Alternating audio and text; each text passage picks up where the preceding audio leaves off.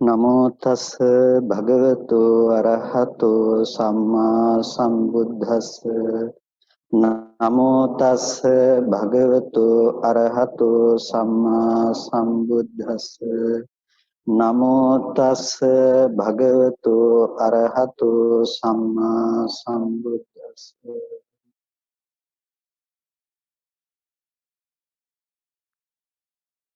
සංයුක්ත නිකායේ ඕගතරණ සූත්‍රය අපි සාකච්ඡා කරමින් තිබුණේ ඒකේ අට කතාව අනුව අපි මූලික පද විග්‍රහය සිද්ධ කරගන්න යෙදුනා.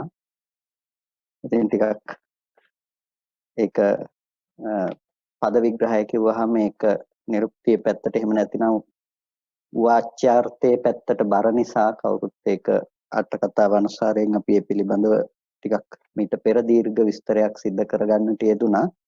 මම හිතන අපේ ගිහි පින්නතුණු සම්බන්ධ වෙන නිසා ඒ කොටස ලොකුවට පද විග්‍රහයන් ගිහි පින්නතුන්ට ඒක ප්‍රයෝජනවත් නොවේවි. නමුත් අද අපිට ඉතිරි වෙලා තිබුණේ සූත්‍ර දේශනාවට අදාළව එහි අර්ථය පිළිබඳව සාකච්ඡා කරන්නට අපි ඕගතරණ සූත්‍රය කියනකොට ඕගය කියන ඕග කියන වචනේ කතා කරනකොට කතා කළා සැඩපහර කියලා. ඊ දවස් තුලදීත් අපි ඒ ගැන කතා කළා. ඒකට ඕග ගැන කතා කරනකොට කාම ඕග, භව ඕග, ditthi ඕග, අවිජ්ජා ඕග කියලා අපි ඕගය ගැන කතා කළා. එතකොට සැඩපහරක් කිව්වහම මේ විදිහට යම් ප්‍රවාහයක් නැතිනම් ගහගෙන යන ප්‍රවාහයක ස්වභාවයයි ඕගයක් කියන්නේ සැඩපහරක් කියන එකයි සරලම නිර්වචනය කියන එක අපි එතනදී කතා කළා. ඉතින් සූත්‍ර දේශනාවේ පද විග්‍රහයෙන් මෙහාට අපිට සූත්‍රයේ අර්ථය පිළිබඳව විමසීමට යනකොට බුදුරජාණන් වහන්සේ සවැත් නුවර ජේතවනාරාමේ වැඩ ඉන්නකොට අනේපිඬු සිටුතුමාගේ ආරාමේ එක දෙවියෙක් ඇවිල්ලා නොඑක් වර්ණයෙන් ජේතවනාරාමය බබළුවාගෙන ඇවිල්ලා බුදුරජාණන් වහන්සේගේ එකත් පසෙක ඉඳලා බුදුරජාණන් වහන්සේට ගාථාවක් කියනවා. එතකොට මතක ඇති අපි දේවතා සංයුක්තය සහ දේව පුත්ත සංයුක්තය අතර ඇති වෙනස අපි කිව්වා. ඒ කියන්නේ දේවතා සංයුක්තයේදී මේ දේවතාවෙක් කියන්නේ මේ අපි අර දේවතාවියක් කියන ස්ත්‍රීලිංගිකව නෙමෙයි. දේවතා සංයුක්තය කියලා කියන්නේ එක දෙවියෙක් කියන එක. එහෙම නැතිනම් අප්‍රකට දෙවියෙක් කියන එක. දේව පුත්ත සංයුක්තයේදී ප්‍රකට ඒ කියන්නේ අපි සක්‍ර දෙවියෝ කිව්වොත් සක්‍ර දේවේන්ද්‍රය ප්‍රකටයි. ඉතින් මාතලී දිව්‍ය පුත්‍රයෝ මාතලී දිව්‍ය පුත්‍රය ප්‍රකටයි. ඒ වගේ අර ඒ එදා ප්‍රකට දෙවිවරු කියලා කියනකොට අපිට ත්‍රිපිටකේ නම් ගොත් වශයෙන් ප්‍රකට ප්‍රධාන වුණ දෙවිවරු ගැන කතා කරනකොට අන්න ඒ දෙවිවරු දේව පුත්ත සංයුක්තයේදී පැහැදිලි වෙනවා. ඒ දෙවිවරුන්ට කරපු දේශනා අප්‍රකට දෙවිවරුන් සඳහා කරන ලද දේශනා දේවතා සංයුක්තයේ බහුල කොට ඇතුළත් වෙලා තියෙනවා.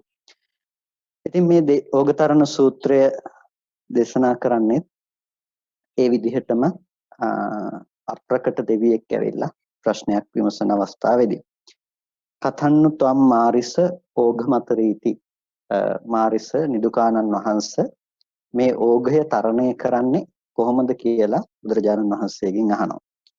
අපපතිට්ඨං කාහං ආවුසෝ අනායුහං ඕඝමතරින්ති. එතකොට මේ බුදුරජාණන් වහන්සේ දේශනා කරනවා අපපතිට්ඨං කාහං ආවුසෝ අනායුහං ඕඝමතරින්ති. මම ඇවැත්නි මම පිහිටාද නොසිටිමි. වෑයම්ද නොකිරමින් තමයි මේ ඕගය තරණය කළේ කියලා. එතකොට පිහිටාද නොසිටිමින් වෑයම්ද නොකරමින් ඕගය තරණය කළා කියනකොට මේ දෙවියා ටිකක් ප්‍රශ්නකාරී බවක් ඇති වුණා මේ දෙවියට. මොකද්ද මේ කියපු කාරණාවේ තේරුම කියලා. ඊට පස්සේ බුදුරජාණන් වහන්සේගෙන් අහනවා ස්වාමීනි ඔබ වහන්සේ කොහොමද මේ පිහිටන්නෙත් නැතුව වෑයම් කරන්නෙත් නැතුව ඕගය තරණය කළේ කියලා. බුදුරජාණන් වහන්සේ මේ පිළිතුර ලබා දුන්නේ ටිකක් නොතේරෙන ආකාරයටමයි. ඒකට හේතුව තමයි මේ දෙවියා අපි මීට පෙර මතක් කළා ටිකක් මාන්න අධික දෙවි කෙනෙක්. ඒ නිසා මාන්නය පහ කිරීම සඳහා නැතිනම් මානය බිඳහෙලීම සඳහා තමයි භාග්‍යතුන් වහන්සේ ටිකක් එකපාරම නොතේරෙන පිළිතුරක් දුන්නේ. එතකොට දෙවියට Taman නොදන්නා බව තේරුම් ගන්නට අවස්ථාව සලසන්නට ඕන නිසා තමයි ඒ විදිහට ටිකක් නොදන්නා ආකාරයේ දැනගන්නට නොහෙන පිළිතුරක් ලබා දුන්නේ. ඊට පස්සේ බුදුරජාණන් වහන්සේ ඒ කාරණාව තවත් පැහැදිලි කරලා දේශනා කරනවා. එවත්නි මම යම් විටක පිහිටා සිටිනවා නම් පිහිටා සිටිනකොට ගිලෙනවා. ඒ වගේම එවත්නි මම යම් විටක වෑයම් කරනවා නම් වෑයම් කරනකොට ඉල්පී යනවා. ඒ හින්දා තමයි මම වෑයමුත් නොකර පිහිටාත් නොසිටමින් මේ ඕගය තරණය කළේ කියලා භාග්‍යතුන් වහන්සේ නැවත දේශනා කරනවා. ඊට පස්සේ මේ දෙවියා කාලෙකින් ඕගේ තරණය කරපු උත්තමයෙක් දැක්කාය කියලා බුදුරජාණන් වහන්සේට ප්‍රශංසා කරලා පිටත් වෙලා යනවා. ඉතින් සාමාන්‍යයෙන් අපිට ගත්තහම බොහොම ඊටාම කෙටි සූත්‍රයක්. හැබැයි මේ සූත්‍රයේ තුල විග්‍රහ කරන්නට පුළුවන් අර්ථය ඊටාමත් විශාලයි. ඉතින් ඒ විශාල අර්ථයට අනුව තමයි අපි මීට පෙර දේශනා මම හිතන්නේ 3ක් විතර කළානේ. ඒකට මේ පද විග්‍රහයන් පිළිබඳව අපි මීට පෙර දීර්ඝ සාකච්ඡාවන් සිදු කළේ. එතකොට දැන් ප්‍රධාන ගැටලුව තමයි කොහොමද ඕගය තරණය කරන්න කියලා අහනකොට පිහිටාද නොසිටමින් වෑයම්ද නොකිරමින් ඕගය තරණය කළා කියලා බුදුරජාණන් වහන්සේ ලබා දුන්න පිළිතුර පිළිබඳව විමසා බැලීම. ඕගය කියන එක යම් සැඩපහර කියන එක ඇතුළත කරන පිහිටා සිටීම කියන දේ සැඩපහර ඇතුළත උත්සාහවත් වීම කියන දෙකම වැරදි කියන එක අපි ඊයේ දවසේදී සාකච්ඡා කළා. ඒ කියන්නේ ගිනිගොඩ ඇතුලේ නොපිච්චී ඉන්න උත්සාහ කළත් ගිනිගොඩ ඇතුලේ ඉඳගෙන උත්සාහ නොකර හිටියත් දෙකම වැරදි කියන එකත් මතක් කළා. එතකොට අට කතා විග්‍රහය තුළ අපිට මේ පිළිබඳව දැක්වෙනවා අර්ථ 7කින් පිහිටා සිටින්නේ කොහොමද? ඊට පස්සේ ඉල්පී යනවා කියන්නේ මොකක්ද කියන කාරණාව විග්‍රහ කරනවා. පිහිටා සිටිනවා කියලා කියන්නේ එක තැනකට වෙලා ඉන්නවා. වතුරේ ඉන්න කෙනෙක් කිසිම උත්සාහයක් නොකර එක තැනකට වෙලා හිටියොත් එහෙනම් මොකද වෙන්නේ? එතකොට යාව එතනම ගිලිලා යනවා. ඒ වගේ මෙයා යම් විදිහකින් උත්සාහවත් වෙනවා නම් උත්සාහවත් වෙනකොට මොකද වෙන්නේ? උත්සාහවත් වෙනකොට උඩට ඉල්පී යනවා. එතකොට එක තැනක හිටියත් ඒක වැරදක්. උත්සාහවත් වුණොත් ඉල්පී යෑමක් මිසක ඉල්පී ගොස් වෙහෙසටපත් වීමක් මිසක ඊතර වීමක් කතා කරන්නේ නැහැ. ඕග මේ කතා කරන්නේ නිකන් වතුරක කියලා හිතන්න එපා. මේ කතා කරන්නේ සැඩපහරක. එතකොට සැඩපහරක ස්වභාවය යම්කිසි ප්‍රවාහයක්. ප්‍රවාහය පහළට ගහගෙන යනකොට කාමේ නම් කාමයේ ඔස්සේ පහළට ගහගෙන ගිහිල්ලා Taman අයිති තැනට අරගෙන යනවා. ඉතින් ප්‍රවාහය ඇතුලේ යම්කිසි කෙනෙක් උත්සාහවත් වුණත් එයා උඩට ඉල්පෙමින් එක තැනක ඉන්නවා මිසක එයාට ඕගේ තරණය කිරීමක් සිද්ධ වෙන්නේ නැහැ. ඒ වගේම ප්‍රවාහයේ කිසිවක්ම නොකර හිටියත් එයා එතන ගිලිලා ගහගෙන ගිහිල්ලා කොහේ හරි රැඳෙයි මිසක ඒද ඊතර වීමක් කතා කරන්න පුළුවන් කමක් නැත්තේ නැහැ. ඒ නිසා ඕගය කියන කාරණාව වරදක්. ඕගය කියන එක කාමෝග, භවෝග, ditthියෝග, අවිජ්ජාෝග කියලා ඕගය ඊතර කරන්නේ කොහොමද කියලා නහන්නේ. ඒ නිසා අපි සාමාන්‍යයෙන් අපේ ස්වභාවය තමයි මේ ඕගය අපි කෙලින්ම ජලයකටම සමාන කරලා ඒකේ සමාන ලක්ෂණ ටික මත ඊතර වීම කියන දේ කල්පනා කරන එක. මෙතනදී ඇත්තටම ඕගය කියන එකේදී පැහැදිලි කරන්නේ මේ පිහිටා සිටීම කියන කාරණාව පිළිබඳව අර්ථ දක්වනවා. කිලේශ වශයෙන් ඒ කියන්නේ කෙලෙස් වශයෙන් පිහිටා සිටිනවා. අபிසංඛාර වශයෙන් අபிසංස්කාර වශයෙන් ඉල්පී යෑම සිද්ධ වෙනවා. කෙලෙස් වශයෙන් කියලා කියන්නේ යම්කිසි ඒකට කෙලෙස් සහිත හැසිරීම තමයි කිලේශ වශයෙන් කියලා කියන්නේ. කෙලෙස් සහිත හැසිරීම කියලා කියන්නේ අපි රළු මට්ටමින් ඇති කරගත්ත තණ්හා උපාදාන ආදියට කියනවා කෙලෙස් වශයෙන් හැසිරෙනවායි කියලා. ඒ කියන්නේ අපි සාමාන්‍යයෙන් අපේ ජීවිතයේ පැත්තෙන් අරගෙන බැලුවොත් එහෙම අපි ද්‍රව්‍ය වලට ආසයි. ඒ කියන්නේ රූප වලට අපි ආසයි. ඊට පස්සේ ශබ්ද ඇහිීම සඳහා අපේ ආසාව තියෙනවා. ගඳ සුවඳ විඳීම සඳහා ආසාව තියෙනවා.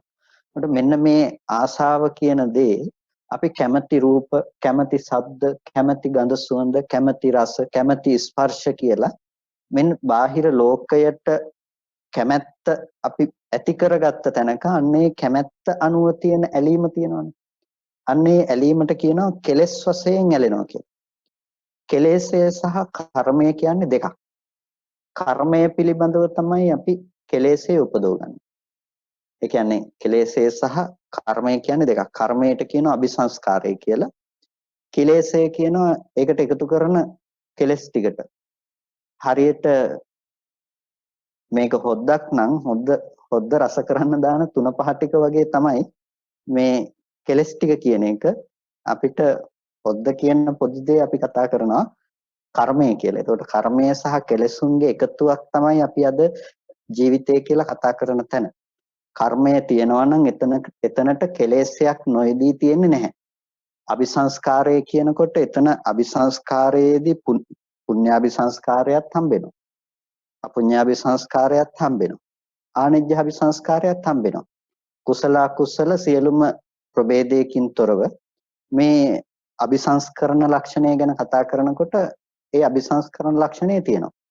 එතකොට හොඳට බලන්න කෙලෙස් වශයෙන් කියන්නේ ස්ථාවරත්වයකටපත් වීම. කර්මය කියන දෙයින් කියන්නේ ආයෝහණය කියන දේ. එතකොට කර්මය කියන එකෙන් අපේ ක්‍රියාත්මක වීමක් තමයි හඳුන්වන්නේ. ක්‍රියාත්මක වීමක් කියලා කියන්නේ අපිට ප්‍රතිසන්දි වශයෙන් බැසගෙන යන්නට පුළුවන් මට්ටමේ කර්මයක් සකස් කරගන්නවා. ඇහැට රූපයක් පේනකොට රූපයේහි ඇත්ත නොදන්නාකම නිසා ඒ රූපය පිළිබඳව ඇති බවට අරගන්න එකම අපිට කියනවා අපි කර්ම රැස් කරගන්නවා කියලා. ඇති කරගත්ත දේ මත තණ්හා වශයෙන් කෙලස් ටික උපදව ගන්නකොට ඒ කෙලස් වශයෙන් හැසිරෙන දෙයට අපි කියනවා ඒ කියන්නේ කෙලෙස් භූමිය කියලා. එහෙමත් නැතිනම් මේ දෙක එකතුව තමයි සසර පැවැත්මට යන්න පුළුවන්කම තියෙන්නේ. කර්මය සහ කර්මයට කෙලස් ටිකක් එකතු කර ගැනීම. විපාකයකට කෙලින්ම කෙලෙසේ යෙදෙන්නේ නැහැ. විපාක ධර්මයකට කෙලින්ම කෙලස් ටිකේ යෙදීමක් වෙන්නේ නැහැ. විපාකයේ පිළිබඳව කර්මයක් සිද්ධ කරලා කර්මය අනුව තමයි කෙලෙසේ කියන දේ සිද්ධ කරගන්නේ. පටිච්චසමුප්පාදයේ පිළිබඳව අපි කතා කරනකොටත් අපිට දැන් අර ආකාර 20ට බෙදෙන තැනදී ওই කාරණාව හොඳට පැහැදිලි වෙනවානේ. විඥාන නාම රූප සලආයතන පස්ස වේදනා කියලා බෙදලා ඊට පස්සේ ඒ වේදනාව කියන තැනින් අවිජ්ජා සංඛාර තණ්හා උපාදාන භව කියන තැන තමයි ආපහු කතා කරන්නේ. එතකොට අපි සංක්ෂිප්ත ලෙස තණ්හා උපාදාන භව කියන ටික කතා කළාට එතන අවිද්‍යාව සහ සංස්කාරය තියෙනවා. අවිද්‍යාව නිසා ඒ දේ සංස්කරණය කරගත්ත කම නිසායි අපි ඒ දෙයට තණ්හා උපාදාන භව කියන කෙලෙස් ඇති කරගන්නේ. අවිද්‍යාවෙන් සකස් කරගත්ත දෙයකටම තමයි තණ්හා උපාදාන භව කියන කෙලෙස් ඇති කරගන්නේ. එතකොට තණ්හා උපාදාන භව කියන ටික කෙලෙස් ටිකක්. එතකොට ඒ කෙලෙස් ටික ඇති කරගත්තේ කර්මයක් අරඹයක්. ඒක කුසලයක් වෙන්නත් පුළුවන් අකුසලයක් වෙන්නත් පුළුවන්. කුසලයේ කෙලෙසයක්ද කෙලහුව. කුසලයේ කෙලෙසයක් නෙමෙයිනේ. ඒකට කියන්නේ කර්මයක් කියලා. ඒක අபிසංස්කරණයක්. ඒක රැස් කරගත්ත දෙයක්. එතකොට ඒ කුසලයේහි අකුසල් යෙදීමක් ඇත්තේ නැහැ. එහෙනම් කුසලයේහි තණ්හා උපාදාන භව යෙදීමක් වෙන්නේ නැහැ. එහෙනම් කුසලය කියන්නේ ඒක අபிසංස්කරණයක් කර්මයක්. හැබැයි ඒකට අවිද්‍යාව මුල් වෙලා තියෙන. හැබැයි ඒ සිතේ අවිද්‍යාව තියෙනවා කියන්නේ නැහැ. කුසලය කියන එක පිරිසුදු මට්ටමක්. හැබැයි ඒ කර්මයට කෙලස් ටිකක් අනිවාර්යයෙන්ම යෙදෙනවා ඊට පස්සේ. ඒ නිසා තමයි කුසල ධර්මයන් පිළිබඳව හඳුන්වන්නේ සංකිලේශිකයි කියලා. ඒ කියන්නේ කෙලෙසෙන්න හිතයි. කෙලස් යෙදෙන්න හිතයි. කුසලයේ ආරම්භය කෙලස් යෙදෙන්න පුළුවන්කම තියෙනවා. එනිසා කුසල ධර්මයන් සංකිලේශික ධර්මයක්. අසංකිලිටයි ඒක ඇතුලේ කිලුටු ඇත්තේ නැහැ. හැබැයි සංකිලේශිකයි ඒක ඕනම වෙලාවක කෙලෙසෙන්න පුළුවන්කම තියෙනවා. ඕනම වෙලාවක නෙමෙයි අනිවාර්යයෙන්ම ඊට පස්සේ ඒක කෙලසීමට ලක් වෙනවා. ඒක තණ්හා උපාදානයන්ගෙන් ඇසුරු කිරීම සිද්ධ කරනවා. අන්න ඒ හේතුව නිසා කර්මය කියන එක කෙනෙකු සිදු කරන දෙයක්, කර්මය කියන දේ වෑයම් කරන දෙයක්. ඒ නිසා කර්මයට කියනවා ඉල්පීයෑමක් කියලා. ඒ වගේම කෙලස් වශයෙන් කරන්නේ ඒ සිද්ධ කරගත්ත කර්මය ස්ථාවර කරන එක. එහෙම නැතිනම් ඒක රූපාවචර නම් ඒ කෙලස් ටික ඒ මට්ටමිනුයි යෙදෙන්නේ. ඒ මට්ටමින් රූපාවචර උත්පත්තියක් ගෙනල්ලා දෙල ස්ථාවරත්වයක් ඇති කරන්න පුළුවන්. අරූපාවචර මට්ටමේ ස්ථාවරත්වයක් ඇති කරන්න පුළුවන්. එතකොට මේ කාමාවචර මට්ටමේ ස්ථාවරත්වයකට යව පමුණවන්න පුළුවන්කම තියෙනවා. ඒ නිසා කෙලස් වශයෙන් කෙනෙක් පිහිටා සිටිනවා. අபிසංස්කාර වශයෙන් ඒ කියන්නේ රැස් කර ගැනීමක් විදිහට එයා නැවත කර්මයේ රැස් කරනවා. ඒකට කියනවා අபிසංස්කරණය කියලා. ඒ නිසා දැන් පිහිටා සිටිනවයි කියනකොට පිහිටා සිටීමට අයිති පළවෙනිම දේ තමයි කෙලස් වශයෙන් පිහිටා සිටිනවා. අபிසංස්කරණ වශයෙන් ඉල්පී යනවා. ඒකට වෑයම් කිරීමක් තමයි කුසලයේ කියලා කියන්නේ. වෑයම් කිරීමක් තමයි රූප භූමියේ පිනිස අපි උත්සාහවත් වීම කියලා කියන්නේ. අරූප භූමියේ පිනිස උත්සාහවත් වීම කියලා කියන්නේ. එතකොට ඒ වෑයම් කිරීම කර්ම රැස් කර ගැනීම අபிසංස්කරණය කියලා කියනවා. අபிසංස්කරණය හඳුන්වනවා ඉල්පී යෑමක් හැටියට. එතකොට පිහිටා සිටින්නත් බෑ. ඒ වගේම අපිට වෑයම් කරන්නත් බෑ කියලා කිව්වේ මේ හේතුව නිසා. අපි පිහිටා සිටියොත් එහෙම අපිව ගිලෙනවා. වෑයම් කරොත් තමයි ඉල්පෙන්නේ. ඒ වගේ පිහිටා සිටීම තුලත් වෑයම් කිරීම තුලත් මේ ප්‍රවාහය තුල අපිව රැඳී සිටීම සිද්ධ වෙනවා. ඒ නිසා පිහිටා සිටීමත් වැරදි කිව්වා. ඒ වගේම වෑයම් කිරීමත් වැරදි කිව්වා. මොකද වෑයම් කිරීම කියන එක කර්ම සිදු කිරීමක්. ඒ වගේම පිහිටා සිටීම කියන එක කෙලෙස් වශයෙන් හැසිරීමක්. මේ ඔක්කොම පොදුවේ මේ ප්‍රවාහය ඇතුලේ තියෙන දේවල් නිසා තමයි මේ දෙකම වැරදි කියලා කිව්වේ. ඒක තමයි ප්‍රධානම දේ. මේ දෙකම ප්‍රවාහය ඇතුළත තියෙන දේවල් නිසා වැරදි. ඊට පස්සේ දෙවෙනි කාරණාව තණ්හා දිට්ඨි වශයෙන් ඒ කියන්නේ තණ්හා දිට්ඨි වශයෙන් අපි පිහිටා සිටීම සිද්ධ කරනවා. ඒ වගේම අවශේෂ කිලේශේච කන්දේච අபிසංකරණ වශයෙන් එතකොට ඒ කෙලෙස් වශයෙන් ඇති කරගත්ත අபிසංස්කරණය කියලා දෙවෙනි කාරණාව දක්වනවා. ඒ කියන්නේ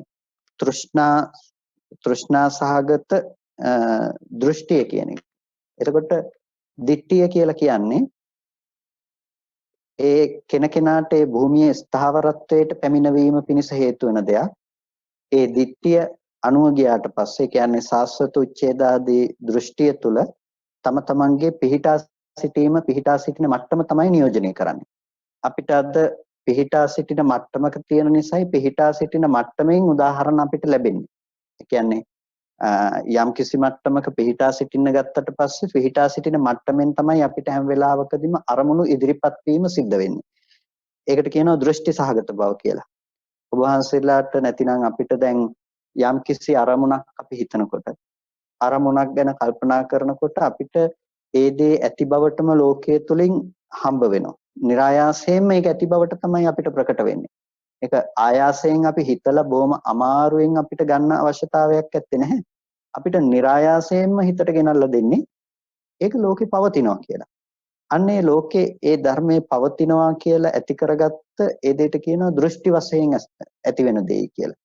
ඒ දෘෂ්ටි වශයෙන් ඇති කරගන්න ඒ දෙයට තමයි කෙනෙක් තණ්හාවෙන් බැඳෙන්නේ. ඒකට මූලික වශයෙන් මෙයාට තියෙන දෘෂ්ටියක්. දෘෂ්ටිය ලෙස ඉදිරිපත් කරගත්ත දෙයට තමයි තණ්හා වශයෙන් බැඳෙන්නේ. නිසා තණ්හාව සහ ditthිය කියන කාරණාව පිහිටා සිටීම කියන එකෙන් හඳුන්වනවා. යම් තැනක තණ්හාව තියෙනවා නම් ඒක එතන දෘෂ්ටිය තියෙනවා. දෘෂ්ටිය තියෙනවා නම් එතන තණ්හාව යෙදෙනවා. ඒ නිසා ditthිය කියන එක සහ ditthිය පතුරවන්නට අදාළ ප්‍රදේශය අපිට හම්බ වුනේ නැති වුණොත් ඒ තැනක ඕගයෙහි පැවැත්ම තියෙනවා. ඒ කියන්නේ අවශේෂ කෙලෙස් සහගත ස්කන්ධ ටිකත් අபிසංස්කරණයත් කියලා අපි කිව්වා ඉල්පී යෑම කියන එකට. එතකොට ඉල්පී යෑම කියන එකට අபிසංස්කරණ ලක්ෂණය කතා කරන්නේ කෙලෙස් සහිතව අපි සකස් කර ගැනීම කියන එක. එතකොට දෘෂ්ටි සහගත බව සකස් කර ගැනීමත් කියන මේ කාරණා දෙකම පිහිටා සිටීමට සහ ඉල්පී යෑමට අදාළ වෙන්නේ. මේක දෙකම භවයේ ඇතුලේ ක්‍රියාත්මක වන දෙයක්. මේ ඕගය ඇතුලේ ක්‍රියාත්මක වන දෙයක්. දෘෂ්ටි වශයෙන් ඒකේ හැසිරෙනවා. හැසිරෙන දෘෂ්ටි වශයෙන් ගත්ත දෙයට අபிසංස්කරණ ලක්ෂණය සිද්ධ වෙනවා. නැතිනම් අபிසංස්කරණ ලක්ෂණයෙන් ගත්ත දෙයට තණ්හා දෘෂ්ටි වශයෙන් පාදානිය ඇති කරගන්නවා. එතකොට ඒ ලක්ෂණය නිසා පිහිටා සිටීමට තෘෂ්ණා දෘෂ්ටි සහගත බව කියනවා. ඉල්පී යෑමට කිලේශ සහ අபிසංස්කරණයයි කිය. කිලේශ සහගත ස්කන්ධයන්ගේ අபிසංස්කරණ ලක්ෂණයයි කියලා හඳුන්වනවා. මේ කාරණාවේදී අපිට දෘෂ්ටිය සහ වස්තුව කියන එක වෙන් වුණොත් දෘෂ්ටිය සහ වස්තුව දෙකක් විදිහට අපිට හම්බුණොත් ඒ තුල අபிසංස්කරණ ලක්ෂණයක් ගොඩනැගෙන්නේ නැහැ. ඒ කියන්නේ දෘෂ්ටියයි වස්තුවයි දෙකක් වෙනවා කියන්නේ අපිට දෘෂ්ටියයි වස්තුවයි එකක් විදිහට හම්බ වෙනවා. අපි දකින දෙයට කියන අපි මනෝමයෙන් ඇති කරගන්න සංකල්පමය දෙයට කියනවා දෘෂ්ටිය කියලා. වස්තුව කියනවා බාහිරින් ඉදිරිපත් වෙන දෙයට. එතකොට මේ දෘෂ්ටිය තමයි අපි ප්‍රකට කරගන්නේ. හැබැයි දෘෂ්ටියේ ස්වභාවය තමයි වස්තුව පෙන්වනකම. දෘෂ්ටියේ ස්වභාවයට අනුව වස්තුව දකින්නකම කෙනකෙනාට ඇත්ත වෙනවා. අපිට හොඳ විදිහට දෘෂ්ටිය තියාගත්තොත් අපිට වස්තුව හොඳ විදිහට පෙනෙලා තියෙයි. අපි නරක විදිහට දෘෂ්ටිය තියාගත්තොත් වස්තුව නරක විදිහට අපිට පෙනෙලා තියෙයි. ඒ නිසා එකම රූපය දෙන්නෙකුට කැමති දෙයක් වෙන්නත් පුළුවන්, අකමැති දෙයක් වෙන්නත් පුළුවන්. දූරියන් සුවඳ කෙනෙකුට කැමති වෙනවා, කෙනෙකුට අකමැති වෙනවා. එතකොට වස්තුව තමයි දූරියන් සුවඳ කියන එක. නමුත් ඒකේ දෘෂ්ටිය කෙනකෙනාගේ පැත්තේ තියෙන එක. ඒ දෘෂ්ටියට අනුව කෙනෙක් ඒක පිළිකුල් කරනවා, කෙනෙක් ඒක කැමැත්තෙන් බාර ගන්නවා. එතකොට අපිට දෘෂ්ටියයි වස්තුවයි දෙකම එක තැනින් හම්බ වෙන්නේ. ඒ කියන්නේ අර කැමැති විදිහට ගත්ත දෘෂ්ටිය සහ අර ගන්ධය කියන වස්තුවයි දෙකම එකම තැනින් කැමැති ගන්ධයේ විදිහට තමයි ඒක හම්බෙලා තියෙන්නේ. ඒ නිසා දෘෂ්ටියයි වස්තුවයි දෙකම එකක් කර ගැනීම අපි යම්කිසි විදිහකින් පිහිටා සිටීමක් බවට පත් වෙනවා. ඒ පිහිටා සිටීම බවට පත් කරගන්නේ අර අபிසංස්කරණ වශයෙන් ගත්ත තැනක. ඒ කියන්නේ ඇති බවට ගත්ත වස්තුව ඇති බවට ගත්ත තැනක තියෙන ස්වභාවය තමයි මේ කතා කරන තණ්හා දිට්ඨි සහගත ස්වභාවය. එතනදී දෘෂ්ටිය සහ වස්තුව දෙකක් විදිහට දැක්කොත් තමන්ගේ දෘෂ්ටිය පවත්වාගෙන යෑම සඳහා බාහිර දෙයක් ලැබෙන්නේ නැත්තම්, බාහිර මහා භූතය පත් වෙන්නේ නැත්තම් ඒ කෙනාගේ දෘෂ්ටියට පැවැත්මක් ඇත්තේ නැහැ.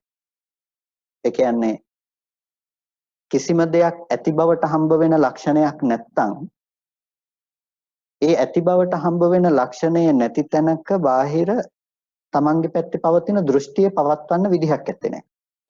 ඒ නිසා තමයි අනුපූර්ව ක්‍රමවේදයක් යටතේ දෘෂ්ටිය වෙනස් කරන්නේ. අපිට අද දකින්නකොටම මිනිස්සෙක්මයි කියලා පේන තැනක මිනිස්සෙක් පෙනෙන දෘෂ්ටිය ඉස්සෙල්ලා වෙනස් කරනවා. ඒ දෘෂ්ටිය වෙනස් කිරීම සඳහා තමයි දෙතිස් කුණප කොට්ටාස වශයෙන් හෝ සතර මහා ධාතු වශයෙන් හෝ ආශ්වාස ප්‍රශ්වාස වශයෙන් හෝ හිත තියලා මාර්ගයේ වඩන්න කියලා කියන්නේ ඉස්සෙල්ලාම මේ දෙකම එකක් වෙලා පේන මේ ඝන සංඥාව අයින් වෙන්න අවශ්‍ය නිසා. එතකොට අපිට ප්‍රකට වෙනවා ඊට පස්සේ මතු කරගන්න මට්ටම. ඒකනේ අර මිහින්තලේ හාමුදුරුවන්ට ආට්ටික සංඥාව වඩපු හාමුදුරුවන්ට කාන්තාවක් hina වෙනකොට ඇටසැකිල්ලක් hina වෙනවා කියන්නේ. ඒ කියන්නේ ඇහැට පෙනීම නෙමෙයි වෙනස් උනේ. හැබැයි ඒ පේන දේ ආරම්භය ඇති කරගන්න දෘෂ්ටිය වෙනස් එකක්. ඒ නිසා යා ඒක දැක්කේ දැනගන්නේ මේ වෙනස් සහගත ස්වභාවය. අරකට දෙන ඉඩ මානසික පිළිගැනීම අයින් කරලා තමන් ඇති කරගත්ත දර්ශනය තමයි එතනදී දැකීමට පාදක කරගෙන තියෙන්නේ. සතිපට්ඨානයේදී කරන්නේ ඒ වගේ දෙයක් තමයි හිතට දෘෂ්ටියක් ඇති කරනවා. දෘෂ්ටියක් කියන්නේ ඒක වැරදි දෘෂ්ටියක් කියන තැනින් නෙමෙයි, ඉන්න තැන බොරුවක් කියලා පෙන්වන්න අවශ්‍ය නිසා යථාර්ථවාදී දෘෂ්ටියක් එතන දෙනවා. අපි ඒකට සම්මා දිට්ඨි කියලා කියනවා. ඒක ඉස්සෙල්ලම ලෞකික සම්මාදිට්ඨිය මට්ටමින් තමයි අපි වඩන්නේ. ඒ මට්ටමේ සම්මා දිට්ඨියක් මගින් අර මිච්ඡා දිට්ඨිය පෙනුන තැනක දර්ශනය යහපත් කරනවා. මිච්ඡා දිට්ඨිය වැරදි කියලා පෙන්වලා දෙනවා. ඒ කියන්නේ අපිට මේ දෙකම එකක් වෙලා පෙනුන එක නෙමෙයි මෙතන ඇත්ත. මෙතන තියෙන මෙන්න මේ වගේ තත්වයක් කියන එක පිළිබඳව නැවත නැවතත් එයාගේ මානසිකාරය යොමු කරනවා. එතකොට ඒ විදිහට දෘෂ්ටිය සහ වස්තුව කියන එක දෙකක් වෙලා පේනකොට දෘෂ්ටියත් වස්තුවත් දෙකම එකතු කරලා ගන්න කම එයාගේ මනසේ ඇත්තේ නැහැ.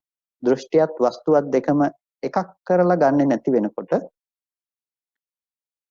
කර්ම සිදුවීමක් ගැන පැනවීමක් කරන්න පුළුවන් කමක් නැත්තේ නැහැ. එයා පිහිටා සිටීම තුල හෝ ඉල්පී යෑම තුල එයා ඇත්තේ නැහැ. ඒ නිසාම නැවත ආපහු කතා කරනවා තණ්හා වශයෙන් සහ ditthi වශයෙන් කියලා. ඒ කියන්නේ තෘෂ්ණා වශයෙන් උත් ditthi වශයෙන් උත් කියලා. තෘෂ්ණා වශයෙන් ඒ කියන්නේ කෙලෙස් වශයෙන් කියපු එකටම අදාළයි ඉන්නේ තණ්හාව කියන එක. තණ්හා වශයෙන් පිහිටා සිටීමක් ඒ වගේම දෘෂ්ටි වශයෙන් ඉල්පී යෑමක් සිද්ධ වෙනවා කියන එක. තණ්හා වශයෙන් කෙනෙකු පිහිටා සිටීම සිද්ධ කරගන්නකොට දෘෂ්ටි වශයෙන් ඉල්පී යනවා. දෘෂ්ටි වශයෙන් ඉල්පී යනවා කියන තැනදී තණ්හා වශයෙන් පිහිටා සිටිනකොට ඒකේනා දෘෂ්ටිය විදිහට සාස්වත උච්ඡේදාදී දෘෂ්ටීන්ටපත් වීම සිද්ධ වෙනවා. මේ ටිකේ පොදු ලක්ෂණ ටිකක් තියෙනවා. මම කාරණා ටික පැහැදිලි කරගෙන ගිහිල්ලා ඒ කරුණු ටික පැහැදිලි කරන්නම්. ඊට පස්සේ සස්සත දිට්ඨිය, ඒ කියන්නේ සාස්වත දෘෂ්ටි වශයෙන් පිහිටා සිටිනවා කෙනෙක්. සාස්වත දෘෂ්ටි වශයෙන්, ඒ කියන්නේ හතරවෙනි කාරණාව. ශාස්වත දෘෂ්ටිය වශයෙන් පිහිටා සිටිනවා කියලා කියන්නේ ලෝකය පවතිනවායයි ඇති බවට ගත්ත සංකල්පය. රූප වේදනා සංඥා සංස්කාර විඥාන සහිත පුද්ගල භාවයේ හෝ ලෝකයේ හෝ පදාර්ථයන්ගේ හෝ ඇති බවට ගත්ත ලක්ෂණය තමයි සාස්වතය කියලා කියන්නේ. එතකොට අන්න ඒ ඇති බවට ගත්ත ලක්ෂණය, ලෝකේ පවතිනවා කියලා ගත්ත ලක්ෂණය එයා පිහිටා සිටින තැන. උච්ඡේදය කියලා කියනවා සිඳීම කියන එක. සිඳීම කියන එක ඉල්පී යෑම. එතකොට යම් කිසි කෙනෙක් මේකෙන් මිදෙන පැත්තට කැමති නම් ඒ මිදීමට කැමති කෙනාට කටයුතු කිරීම තුළ එයාට හම්බෙනවා උච්ඡේදයක්. ඒ කියන්නේ එයා සිඳීමක් කතා කරනවා. මේ ධර්මයන් එක්ක මෙතනින් පස්සේ මෙහෙම සිඳිලා යනවා කියලා. අපි ඊයේ දවසේදීත් කතා කළා සාස්වත උච්ඡේදය කියලා. කියන්නේ සාස්වත අන්තය තුල ඉන්නේ නමුත් භජනය කරන්නේ උච්ඡේදයක්.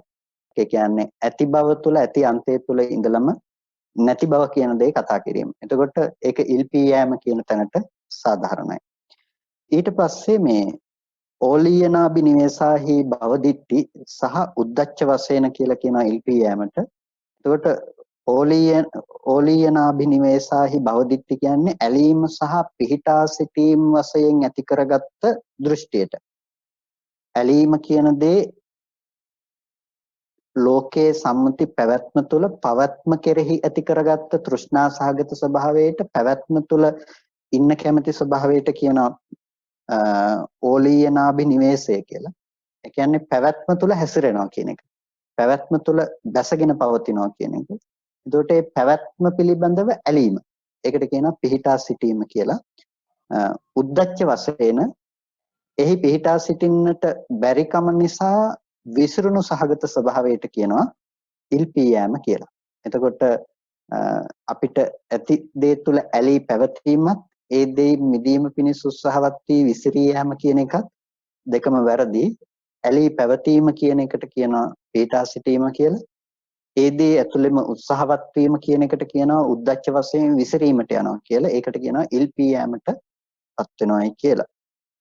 ඊට පස්සේ ඒකටම අදාළයි අතිධාවනාබිනිවේසා විභව දිට්ඨි ලීන වශයෙන් සම්තිත්තන්තෝ. එතකොට අතිධාවනාබිනිවේසය කියලා කිව්වේ වැඩිපුර දුවනවා කියන එකනේ අතිධාවනය කියන්නේ.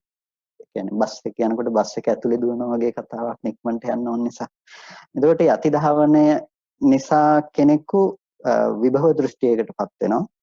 එතකොට මේ විභව දෘෂ්ටියකටපත් වීම කියන එකත් පිහිටා සිටීමට අයිති දෙයක් හැටියට දක්වනවා. ඒ තැන පිහිටා සිටීම කියන දේ තියෙනවා. ඊට පස්සේ එතන සිත හැකිලීමටපත් වෙනකොට ලීන වශයෙන් හිතපත් වුනාම කියලා කියනවා. ඒකටත් පිහිටා සිටීම කියලායි කියන්නේ. ඊට පස්සේ හිතේ විසිරුණු සහගත ස්වභාවයට කියනවා උද්දච්ච වශයෙන් හිත විසිරීමට ගියා කියලා. ඒක ඉල්පියෑම. ඊට පස්සේ කාමසුකල්ලිකානුയോഗයට කියනවා පිහිටා සිටීම කියලා. අත්තකිලමතානුയോഗයට කියනවා උත්සාහවත් කිරීම නැතිනම් වෑයම් කිරීම ඉල්පියෑමට හේතුව කියලා. කාමසුකල්ලිකානුയോഗය කියනකොට කාමය කෙරෙහි ඇති බැඳීම, කාමයේ කෙරෙහි කාම සුඛය පිළිබඳව අනුയോഗව වාසය කිරීම.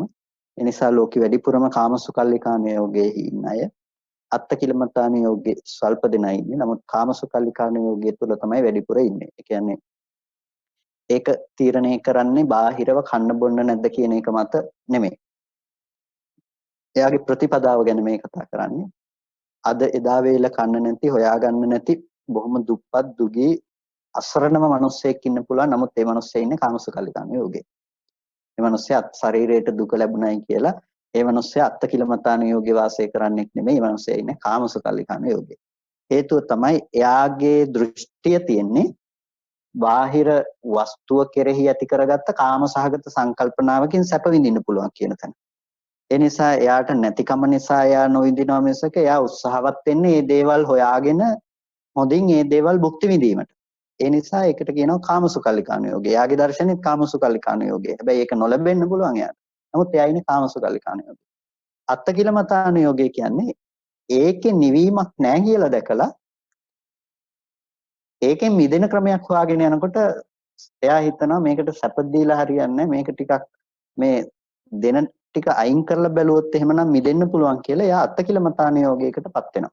එතකොට උත්සාහ නොකර ඉඳීමත් උත්සාහ කිරීම කියන එකත් මේ දෙකම ප්‍රවාහය ඇතුළේ තියෙන දෙයක්. ඒ නිසායි අත්තකිලමතානුയോഗයත් වැඩක් නැහැ කියලා කියන්නේ. එතකොට අත්තකිලමතානුയോഗය මිදෙන්න අවශ්‍ය කෙනෙකුට ඇති කරගන්න දෙයක්.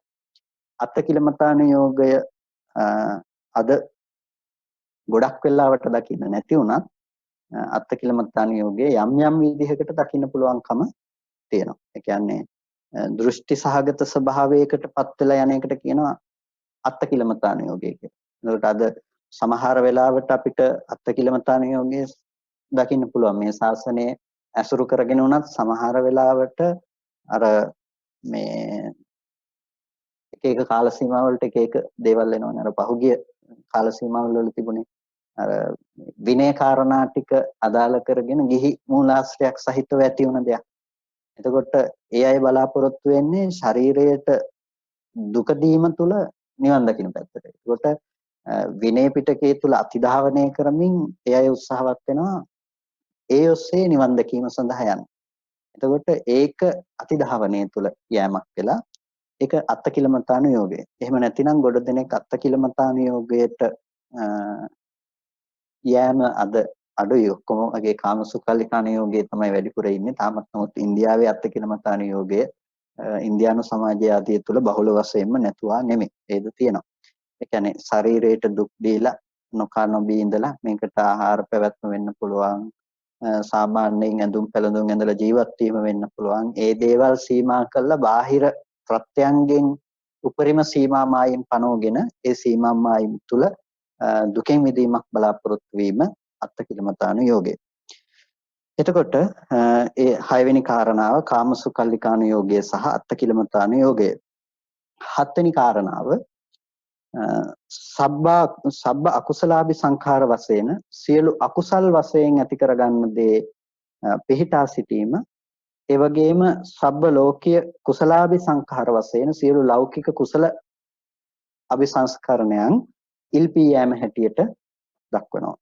සියලු අකුසලයන් පිහිටා සිටීමත් ඒ වගේම සියලු කුසලයන් ඉල්පී යෑම හැටියට දක්වනවා. එතකොට මේ විදිහට අපිට ප්‍රධාන විදිහටම පිහිටා සිටීම සහ ඉල්පී යෑම කියන කාරණාව මේ අර්ථයන්ගෙන් කතා කරන්නට පුළුවන් කියලා අර්ථ හතකින් දක්වනවා. මෙහි ඇති පොදු ප්‍රධාන නිර්ණායක ටික අපිට අරගෙන යම් අර්ථයක් අපි ග්‍රහණය කරගත්තොත් අපිට දකින්න පුළුවන් වෙන්නේ පිහිටා සිටීම කියන එක තුල අපිට යම් පදනමක් තුල රැඳී සිටීම කියන එක තමයි ඒ තුල අදහස් කරන්නේ. ඒ කියන්නේ වෑයම් නොකිරීම සහ උත්සාහවත් නොවීම මත එක තැනක අපි රැඳී සිටීම කියන එක. ඒකට අපි කියනවා මේ ලෝකයාගේ පැවැත්ම තුල සාමාන්‍ය පැවැත්ම තුල ජීවත් වීම කියලා. අපි සාමාන්‍ය ව්‍යවහාරය අපි කතා කරන අනුසෝතගාමී කියලා. අණුව යනවා. එතකොට ලෝකයේහි අණුව හැසිරෙන එකට අපි කියනවා අනුසෝතගාමී කියලා. එතකොට ඒ ලෝකයේහි සැපයි කියලා හිතාගත්ත දේ සැපයි විදිහටම දකිනවා, දුකයි කියලා හිතාගත්ත දේ දුකයි විදිහටම දකිනවා. එතකොට ඒ විදිහට සැප දුක දකිමින් දුක අයින් කරලා සැපසේ ජීවත් වීමට උත්සාහවත් වෙන එකට කියනවා අපි එක තැනක පිහිටා සිටිනවා කියලා. එතකොට එයා අනායූහං, එයා උත්සාහවත් වෙන්නේ නැහැ. උත්සාහවත් වෙන්නේ නැති නිසා එයාට ගිලී යෑම කියන එක සිද්ධ වෙනවා. නැතිනම් එයා ප්‍රවාහයේ ඇතුළටම බහිනවා. ඒක නතර වෙන්නේ නැහැ. නැවැත්මක් නැහැ. ඒක තමයි බහුල ලෙසම වාසය කරන්නේ. ඒ කියන්නේ සාමාන්‍යයෙන් ලෝකයේ තුල ඔහේ ජීවත් වීම. සැප හොඳයි කියලා හිතන රූපය අනුව ගිහිල්ලා ඒ පසුපසම අපි ගමන් කරනවා. ඒක හොඳයි, ඒක බොහොම වටිනවා කියලා. ලෝකයට වටිනාකමක් දීම කියන එක, ලෝකයේ වටිනාකමක් දෙන පැත්තට හැසිරීම කියන එක, ඒක තමයි අපි එක තැනක පිහිටා සිටනවා කියන එකෙන් අදහස් කරන්නේ. එතකොට ඒ එක තැනක පිහිටා සිටීමේහි ලක්ෂණය තමයි ලෝකේ පොදුවේ සියලුම දෙනාගේ මානසික පසුබිම. ඒ කියන්නේ මිදෙන්න කල්පනා කරන කෙනෙකුගේ නෙමෙයි, නොමිදෙන්න කල්පනා කරන, මේකෙන් මිදීමක් හොයන්නට ඕනේ කියලා නොහිතන කෙනෙකුගේ පැවැත්ම තමයි පිහිටා සිටීම කියන දේ. එයා ලෝක පැවැත්මට අනුව එයා ගමන් කරනවා. එතකොට ඒ ලෝක පැවැත්මට අනුව එයා ප්‍රවාහයට හසු වෙලා, නමුත් ප්‍රවාහය ඇතුලේ පිහිටා සිටීම සිද්ධ වෙනවා. ඒ නිසා එයා ඉන්ද්‍රිය සංතරපණයේ පැත්තට තමයි යොමු වෙලා තියෙන්නේ. එයා හොඳ රූප හොයනවා, හොඳ ශබ්ද හොයනවා, ගන්ධ හොයනවා, රස හොයනවා, ස්පර්ශ හොයනවා. ඒ දේවල් පිළිබඳවම නැඹුරු වෙලා, ඒ පිළිබඳවම තමන්ගේ මානසිකාරයේ පවත්වමින් ඒ දේවල් වලින්ම සැපය හොයාගෙන සැපේ ගවේෂණය කරගෙන යන කෙනෙකුට කියනවා පිහිටා සිටීම කියන්නේ. ඒකට ඒ කෙනා පිහිටා සිටීම සිද්ධ කරලා තියෙන්නේ කාමෝග, භවෝග, ditthියෝග, අවිජ්ජාෝග කියන මේ චතුර්විධ ඕගයේ තමයි මේ හැමදේම යාගේ සිදුවීම සිද්ධ කරලා තියෙන්නේ. එතකොට කාමෝගය කියනකොට එයාගේ කැමැති කාමනේ වෙන ලක්ෂණය නැතිනම් කැමැති වෙන බව. එතකොට ඒ කැමැති වෙන බව රූප, ශබ්ද, ගන්ධ, රස, ස්පර්ශ ටික පැත්තෙන් පෙනිලා එයා ඒව හොයාගෙන ඒ ඔස්සේ කටයුතු කරනවා. ඊට පස්සේ ditthi යෝගයක් කියලා කියනකොට එයාගේ දෘෂ්ටි සහගත ස්වභාවය. එතකොට දෘෂ්ටි සහගත ස්වභාවය එයාගේපත් වෙන්නේ කාමයේ අනුව ගියොත් නම් කාමයේ අනුව තමයි දෘෂ්ටිය තියෙන්නේ. රූපය අනුව ගියොත් නම් එයාට ධානා නිමිත්තක් වෙන්න පුළුවන්. ඒකට කියනවා ඥාන නිකාන්ති තණ්හා කියලා. ඒක මේ විශේෂ වචනයක්. එතකොට ඥාන නිකාන්ති තණ්හා කියලා කියන්නේ ධානයක උනත් එයා ඇති කරගන්න නිකාන්ති තණ්හාව කියන එක. ධානයේ උනත් ධාන නිමිත්ත තණ්හා උපාදානයන්ගෙන් එයා ඇසුරු කරන බව. එතකොට ඒ විදිහට එයා දන්නේ එතන හැසිරෙන්නේ. එයා ditthi යෝගය තුල එතන හැසිරෙනවා. ඊට පස්සේ එයා දෘෂ්ටි යෝගයටපත් වුණා වගේම භවය එයා සකස් කරගෙන ඉන්න නිසා භවෝගයයි කියලා කියනවා. ඒ වගේම ඇත්ත නොදන්නා අවිද්‍යා ඕගය තුල එයා සාමාන්‍ය පැවැත්ම තුල කටයුතු කරනවා. ඉල්පී යාම කියන එකෙන් අදහස් කරන්නේ මෙතන පොදු ව්‍යවහාරය අනුව අපි අරගෙන බැලුවොත් යම් කිසි කර්ම රැස් කර ගැනීමක්. කර්ම රැස් කර ගැනීමක් කියන්නේ කුසල අකුසල වශයෙන් කර්ම රැස් කර ගැනීමක්, මිදීම පිණිස උත්සාහවත් වීමක්. එතකොට කෙනෙකු භාවනා කිරීම කියන දේ ඇතුළත් වෙනවා ඉල්පී යෑම කියන දෙයට. ඒ කියන්නේ භාවනා කිරීම කියන එකෙන් අදහස් කරන්නේ මේ ශාසනයේ සම්මා දිට්ඨිය ඇති කරගෙන ඒ ඇති කරගන්න භාවනා නෙමෙයි. මිදීම පිණිස කෙනෙකු විසින් ඇති කරගන්න මේ ශාසනයෙන් බාහිර රූපාවචර අරූපාවචර ආදී නොඑක් භාවනා ක්‍රම තිබුණත් ඒ සියලුම භාවනාදී ක්‍රම ඉල්පී යෑම පිණිස පවතින දේවල් මිසක ඕගයෙන් මිදීම පිණිස පවතින දේවල් නෙමෙයි. ඒ නිසා යම් කිසි කෙනෙක් මේකෙන් මිදෙන්නට ඕන කියලා යම් අදහසක් ඇති කරගන්නවා නම් ඒ ඇති කරගන්න අදහසම මේ ශාසනයේ සම්මා දිට්ඨිය උණුසුම ලැබලා නැත්නම් ඒ උණුසුම ලබා නැති දේ ඉල්පී යෑම පිණිස පවතින දෙයක්. මොකද එයා ඕගය තේරුම් අරගෙන නැහැ. සැඩපහර තේරුම් අරගෙන නැහැ. එයා දන්නේ මේ සාමාන්‍ය ලෝකේ පැවැත්ම වැරදි කියන්නේ. ඒ නිසා තමයි බුදුරජාණන් වහන්සේගේ කාලේ සමාජය තුළ දෙසටක් මිත්‍යා දෘෂ්ටි බිහි වුණේ. නොඑක් අය නොඑක් විදිහට උත්සාහවත් වුණේ. ඉතින් සාමාන්‍යයෙන් අද අපේ සාමාන්‍යයෙන් ඉන්න මිනිස්සෙකුට වැඩිය එදා දර්ශනයක් විදිහට ගත්තොත් එහෙම කෝරක්කත්තිකල ඉස්සරහින් හිටියා. කෝරක්කත්තික කියන්නේ අර බල්ලෙක් වගේ හිටපු හැසිරුණ කෙනෙක්නේ. එයා මේ කුක්කුර වෘතයේ සමාදන් වෙලා හිටියේ. එතකොට බල්ලෙක් විදිහට තමයි කෑම කන්නේ, ඉන්නේ, හැසිරෙන්නේ, සියලුම දේවල් කරන්නේ බල්ලෙක් විදිහට. ඉතින් අද සමාජයේ අපි හොඳට සාමාන්‍ය කෙනෙක් අරගෙන බැලුවොත් කෝරක්කත්තිකල දර්ශනීය පැත්තෙන් බොහොම ඉහළින් හිටියා. ඒ කියන්නේ භෞතිකවාදී දාර්ශනිකයෙකුට වඩා කෝරක්කත්තික දාර්ශනිකයෙක්. මම කියන්නේ භෞතිකවාදී හොඳම දාර්ශනිකයෙකුට වැඩිය කෝරක්කත්තික හොඳ දාර්ශනිකයෙක්.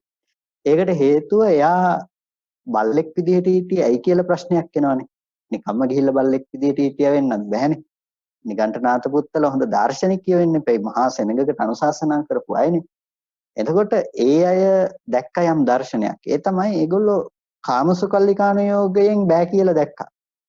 එයා දකින්නේ රූපයේ පැත්තේ සැප තියනවා කියලා නම්, ගන්ධ රස ස්පර්ශයන්ගේ සැප තියනවා කියලා නම්, එයා ඒකේ නිෂ්ඨාවක් හොයාගෙන යනවානේ. එයා කොහොම හරි රස්සාවක් කළා එයා ජීවත් වෙන්න හදනෝනේ. එයා හොඳට කොහෙට දාස මෙහෙවරක් කළා හරි ජීවත් වෙන්න ක්‍රමෝපායක් හොයනවා එයා. හැබැයි එහෙම හෙව්වේ නෑ. ශරීරයට මහා දුකක් දෙමින් එයා බලාපොරොත්තු වුණා එතනින් මිදීමක් හොයන්න. ඒ කියන්නේ එයාට මිදීමක් හැවීමේ අවශ්‍යතාවයක් තිබුණා. නිකම්ම හිතන්නකෝ මිදීමක් හොයන්න අවශ්‍යතාවයක් තිබුණ නිසා ඒ තිබුණ හැඟීම ඒ කියන්නේ එච්චර ශරීරයට දුකක් දෙමින් එයාගේ යම්කිසි සත්‍යයක් හොයාගෙනනේ. එයා පස්සේ එයාගේ දෘෂ්ටි අතහරින්න කැමති නැතිවීම ඒ තුල දෘෂ්ටිගත වීම වෙනම කතාවක්. නමුත් එයා හිටියා යම්කිසි දර්ශනයක් තුල. එයා දැනගෙන හිටියා රූපේ පැත්තේ සැපෙන්නේ නැහැ කියලා. එයා දැනගෙන හිටියා ඒ පැත්තේ සැපෙන් ගිහිල්ලා මට මේ දුකෙන් මිදෙන්න බෑ කියලා. එයා දැනගෙන හිටියා ගන්ධේ රස ස්පර්ශයේ පැත්තෙන් මට සැපේ ඒකාන්ත සැප ලබන්න පුළුවන් කමක් නැහැ කියලා. ඒ කියන්නේ කාමසුකල්ලිකානුയോഗයේහි ආදීනවයක් දැක්ක නිසා එයා අත්කිලමතානුയോഗයට වැටුණා එකෙන් මිදෙන්න ගිහිල්ලා. එතකොට ඒ අත්කිලමතානුയോഗයට වැටිච්ච කෙනා ඒකෙන් ඉල්පී යෑමකටපත් වුණා. එහෙමත් නැතිනම් ඒකත් මේ සැඩපහර අස්සෙම තමයි එයා ක්‍රියාත්මක වුණාට ඒක ඉල්පී යෑමක් තුල එයා හිටියේ. එතකොට ඒ දෘෂ්ටිගත ස්වභාවය තුලත් ලෝකෙ මිත්‍යා දෘෂ්ටිය හට ගැනීමත් ඒ ඉල්පී යෑම හා සමග ඇතිවන දෙයක්. සාස්වතය කියන එක ලෝකේ පැවැත්ම ලෝකේ තියෙනවා කියලා හිතාගෙන පිහිටා සිටින මට්ටමක්. හැබැයි උච්ඡේදය කියන එකට යන්නේ ඉල්පී යෑමක් හොයන කෙනෙක්. නැතිනම් ඉල්පී යෑමක් කියන්නේ මිදීමක් හොයන කෙනෙක් තමයි උච්ඡේද ගතියකටපත් වෙන්නේ. එයා හිතනවා මේ පවතින ආත්මේ සිඳීමක් නැද්ද කියලා. එහෙම නැත්නම් මේක නතර කරන්න බෑද කියලා. ඒ නිසා එයා කියනවා මරණින්මත් එක්ක උපදින්නේ නැහැ කියලා. එහෙම නැත්නම් එයා කියනවා මේක අවුරුදු මෙච්චර ප්‍රමාණයකින් පස්සේ අවුරුදු මේ දසදහස් ගණනකින් පස්සේ නැවත ඉපැත්මක් ආයෙ සිද්ධ වෙන්නේ නැහැ. මෙතනින් පස්සේ සිඳිලා විනාශ වෙලා යනවා. එයා එතනින් සිඳිලා විනාශ වෙන උච්ඡේදයක් පනවනවා, සිඳීමක් පනවනවා. එතකොට ඒ සිඳීමක් පනවන්න හේතුවත් එයාට තියෙන්නේ අරකින් මිදෙන්න වෑයම් කිරීමක් විදිහට. අන්න ඒ ඉන්න ප්‍රකෘති සාමාන්‍ය ස්වභාවයේ ඉක්මවා ගිහිල්ලා ඒයින් මිදීම පිණිස යම් උත්සාහයක් කරනවා නම් ඒ සියලුම උත්සාහයන් අයිති ඉල්පී යෑම කියන එකට. එතකොට දැන් මේක හරිම ගැටලුවක් වෙලා තියෙන දෙයක්. පිහිටා සිටියත් වැරදි.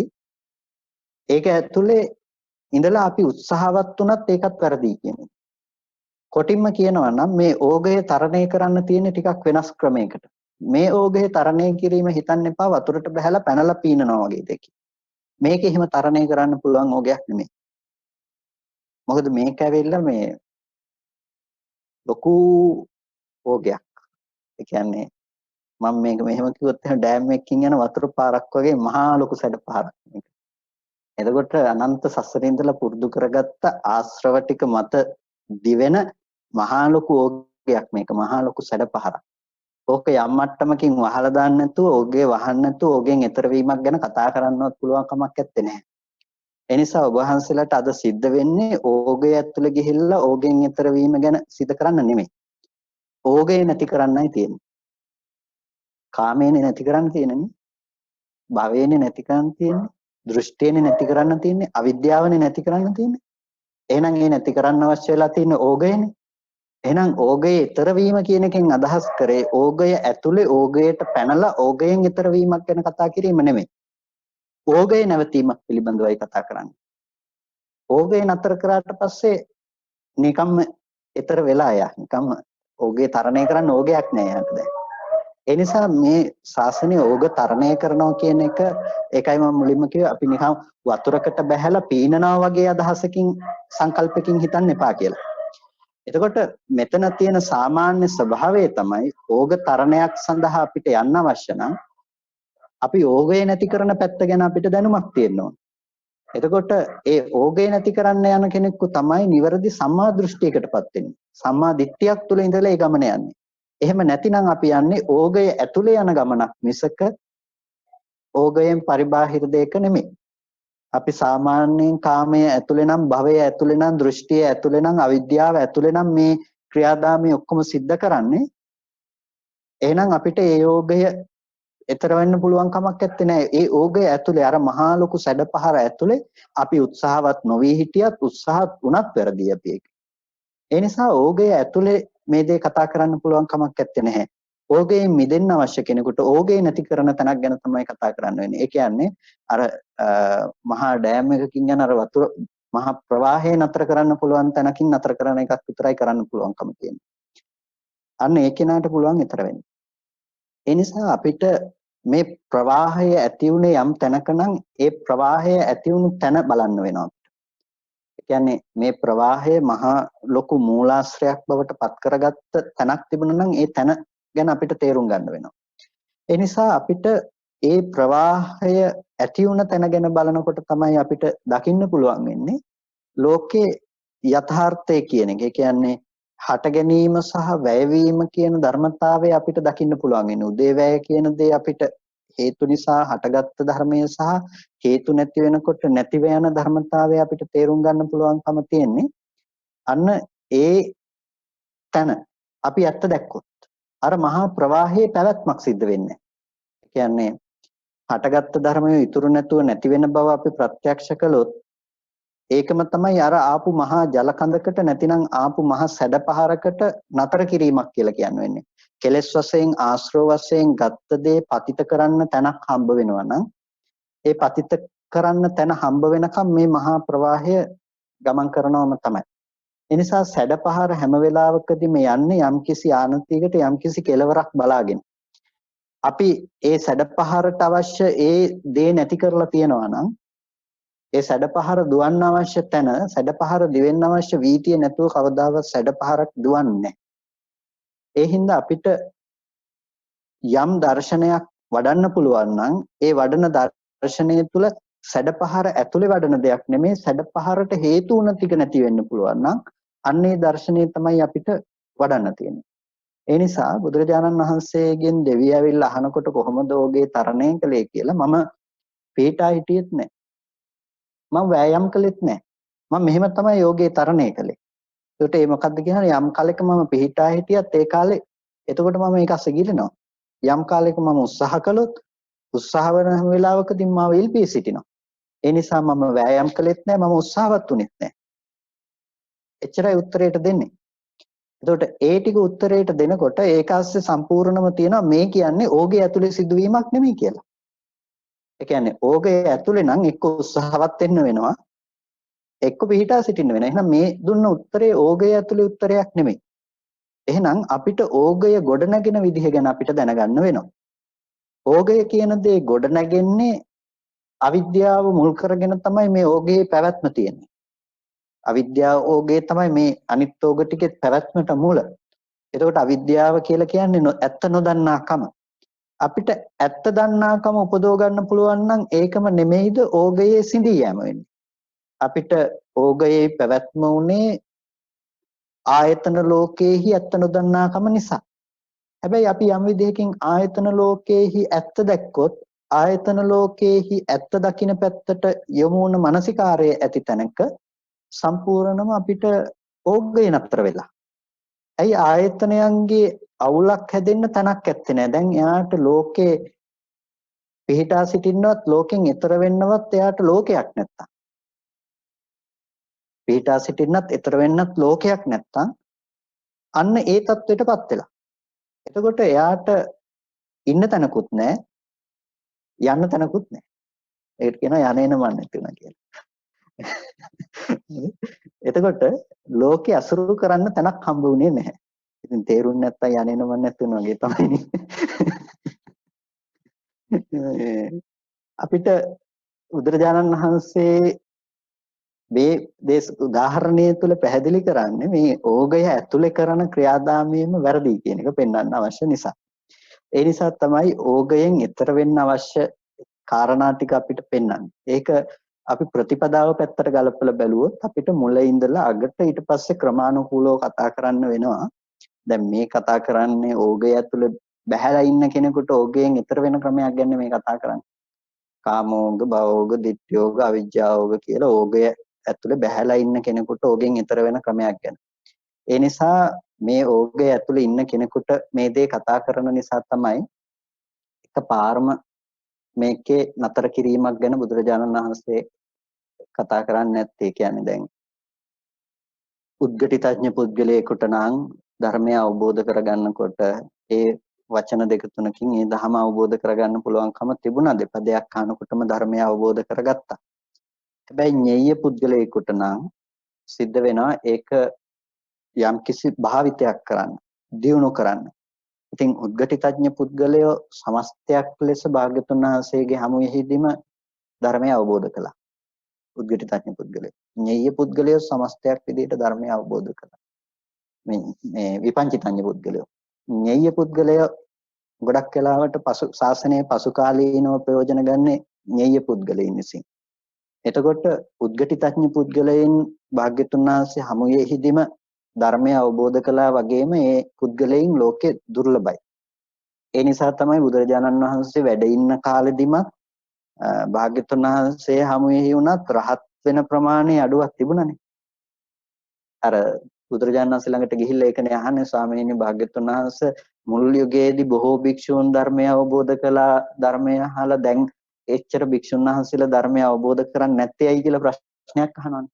ඒ කියන්නේ බුදුරජාණන් වහන්සේ හමුවෙහි අර වහා ධර්මය අවබෝධ කරගත්ත පිරිස ඊටාම සීමා සහිත වුණා එදා කාලය ඇතුළතත්. ඒ කියන්නේ බුදුරජාණන් වහන්සේ වැඩ සිටිය 45 වස පුරාවටත් ඒ ප්‍රමාණයේ අඩුවීම කියන දේ දකින්න ලැබුණා.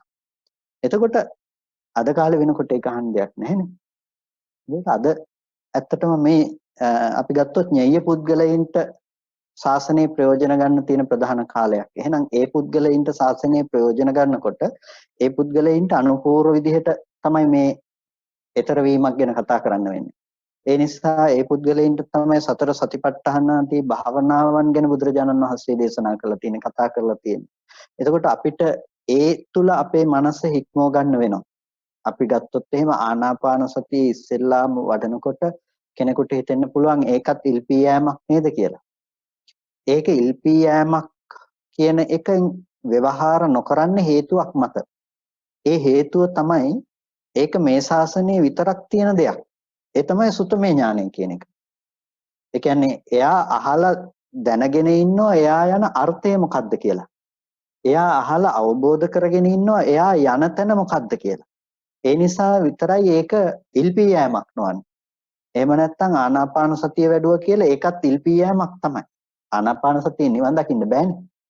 හැබැයි වඩන ආනාපාන සතිය නිවන දක්වා අරගෙන යන්න පුළුවන් කියන දර්ශනය එයා සුතමේ ඥානය තුල ලබලා තියෙන නිසානේ ඒ ආනාපාන සතිය නිවන පිණිස පවතිනක් වෙන්නේ.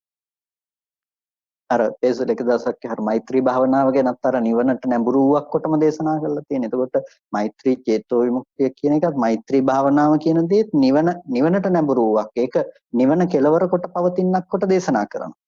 ඒ කියන්නේ මෛත්‍රී භාවනාවෙන් නිවන් දකින්නවා කියන එක නෙමෙයි.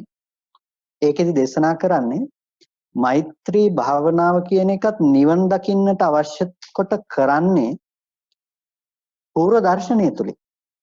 ඒ නිසා එයාගේ සීලයේ ඉඳලා ප්‍රඥාව උපදවන තැනට අරිහත් මාර්ගයේ උපදවන තැන දක්වාම එයාව අරගෙන ගිහිල්ලා තියෙන යම්කිසි දර්ශනයකින්. ඒ දර්ශනය සහිත නිසා අන්න ඒ දර්ශනය මේ ඕගයට අයිති නැති නිසා තමයි ඒ භාවනාවත් ඕගයට අයිති නෑ කියලා කියන්නේ. එහෙම නැතිනම් සතිපට්ඨාන භාවනාව ගත්තත් සමතේ මූලික කරගෙන යන මූලික ටික ඕගය ඇතුලේ තමයි. හැබැයි ඒක ගාඩ් එකක් දාලා තියෙනවා පොඩ්ඩක් මේ සැර නැති තැනක තමයි යා ඉන්නේ ඊතර වෙන්න පුළුවන් තැනක. හේතුව තමයි එයාට දර්ශනයේ උණුසුම ලැබිලා තියෙනවා. එයා පරතෝගෝසප් ප්‍රත්‍ය තුල සුතමේ ඥානෙ උපදවගත්ත කෙනෙක්. එයාට පුළුවන්කම තියෙනවා ඕගෙන් ඊතර වෙන්න කියන්නේ ඕගේ නතර කරන්න පුළුවන්කම තියෙනවා. එයා ඕගෙන් ඕගය නතර කිරීමෙන් විතරයි ඕගේ ඊතර වෙන්න පුළුවන්කම තියෙන. මේක කවදාවත් පීනලා ගිහිල්ලා ඊතර වෙන්න පුළුවන් ඕගයක් නෙමෙයි. ඒ නිසා ලෝකේ හැමදාම උත්සාහවත් වෙන්නේ එක්කෝ ඕගේ ඇතුලේ ජීවත් වෙන්න. එහෙම නැතිනම් පීනලා ඕගෙන් ඊතර වෙන්න. මේක එහෙම කරන්න පුළුවන් දෙයක් නෙමෙයි. බැස්සොත් බැස්ස තැනම වැරදි. ඒ නිසා බැස්සොත් බැස්ස තැනම වැරදි නම් ඉතින් ඒ ගැන කතා කරන්න බෑ. එහෙනම් ඕගේ නැති වෙන්න ඕන. ඕගේ නැති කරන්න නම් කරන්න තියෙන වෙන මොකක්වත් නෙමෙයි සතිපට්ඨානයක් තුළ ඉස්සෙල්ලා අපව ගොඩට ඇවිල්ලා ඉන්න ඕන. ඒ නිසා සතිපට්ඨානයක් ඉස්සෙල්ලා පෙන්වන්නේ ගොඩට එන්න ඕගේ නැති කරගන්න අවශ්‍ය මූලික දේ. ඒ නිසා සතර සතිපට්ඨානයේ ලෞකිකව සහ ලෝකෝත්තරව කියන දෙපැත්තකින් කතා කරනවා. සතිපට්ඨානය කියන එක මූලික ලෙසම සිහිය පිහිටුවාගෙන ඒ කටයුතු කිරීම ඒක ලෞකික මට්ටමින් එයා වඩන්නේ සතර සතිපට්ඨානය වැඩුවා. ආනාපාන සතිය වෙන්න පුළුවන්, සති නිමිත්ත තුල වෙන්න පුළුවන්, කායගත සතිය ඕනම තැනකින් හිත වැඩුවත්, ඒ වගේම වේදනානුපස්සනාව වැඩුවත්, එයා චිත්තානුපස්සනා ධම්මානුපස්සනාව වැඩුවත් මූලික ලෙස වඩන්නේ පවතින දෙයකට හිත තියමින් තමයි එයා හිත වඩන්නේ. සැප වේදනා, දුක් වේදනා, උපේක්ෂා වේදනා පවතින වේදනාව තමයි එයා ප්‍රකට කරගන්නේ. ඊට පස්සේ හිත තමයි ප්‍රකට කරගන්නේ. ධර්ම තමයි ප්‍රකට කරගන්නේ. ඒකට කියනවා මානසිකාර ප්‍රතිබද්ධයි කියලා. මේ කොටස නැත්තම් ලෝකෝත්තර සම්මාදිට්ඨිය කතා කරන්න බෑ. සමහර වෙලාවට අපිට අද පේනවා කියන්නේ ලෝකෝත්තර සම්මාදිට්ඨියෙන් ලැබෙන ප්‍රතිඵලය අරගෙන ලෞකික ටික ප්‍රතික්ෂේප කරනවා. ලෞකික ටික ප්‍රතික්ෂේප කරනවා නම් ලෝකෝත්තර සත්‍යයටපත් වෙන්න බෑ. මගක් නැති වෙනවා. ඒ හින්දා උදේවැය බැලුවත් උදේවැය බලන එක ලෝකෝත්තර භූමියට අදාළයි. උදේවැය ඥානයේ ලෝකෝත්තර භූමියේදී පෙනෙන දෙයක්. හැබැයි මේ උදේවැය ඥානයේ සම්මර්ෂණයක් තුල අද අපිට දකින්න පුළුවන්කම නැත්තම් අර ලෝකෝත්තර භූමියට අදාළ සාක්ෂාත් කිරීම සිද්ධ වෙන්නේ නැහැ. ඒ නිසා ඒක මාර්ගයක් විදිහටත් අපිට ඒක දියුණු කරන්න උපකාර කරගන්න වෙනවා. එතකොට අපිට ඒක සතිපට්ඨාන ආදී ලෞකිකවත් ලෝකෝත්තරවත් කතා කරන්නේ ඒ හේතුව නිසා.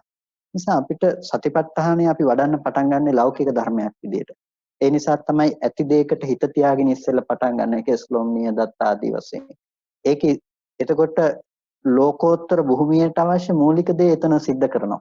ඒ කියන්නේ අර සත්පුද්ගල ඝන සංඥාව අයින් කරනවා ටිකෙන් ටික යාගේ. එතකොට එයාගේ මනස අර පුද්ගලයෙක්ම දැක්ක බවෙන් හිත ගලවලා අරගෙන නෑ මෙතන දෙතිස් කුණප කොටාසයක පැවැත්මක් කියන. ඒ පැවැත්මත් වැරදි තමයි. හැබැයි ඉස්සෙල්ලා අතනින් ගලවලා මෙතෙන්ට හිත තියෙනවා. එතෙන්ට හිත තිබ්බට පස්සේ තමයි එයාට එහෙනම් කොහොමද මේක පුද්ගල භාව වශයෙන් හැදුනේ කියලා බලන්න වෙන්නේ. එතකොට එයාට පේනවා මේ හේතු ටික ඇතිකල්ලි හටගත්තු ධර්මයක්. සමුදය ධම්මානුපස්සීවා, වය ධම්මානුපස්සීවා, සමුදය වය ධම්මානුපස්සීවා කියලා.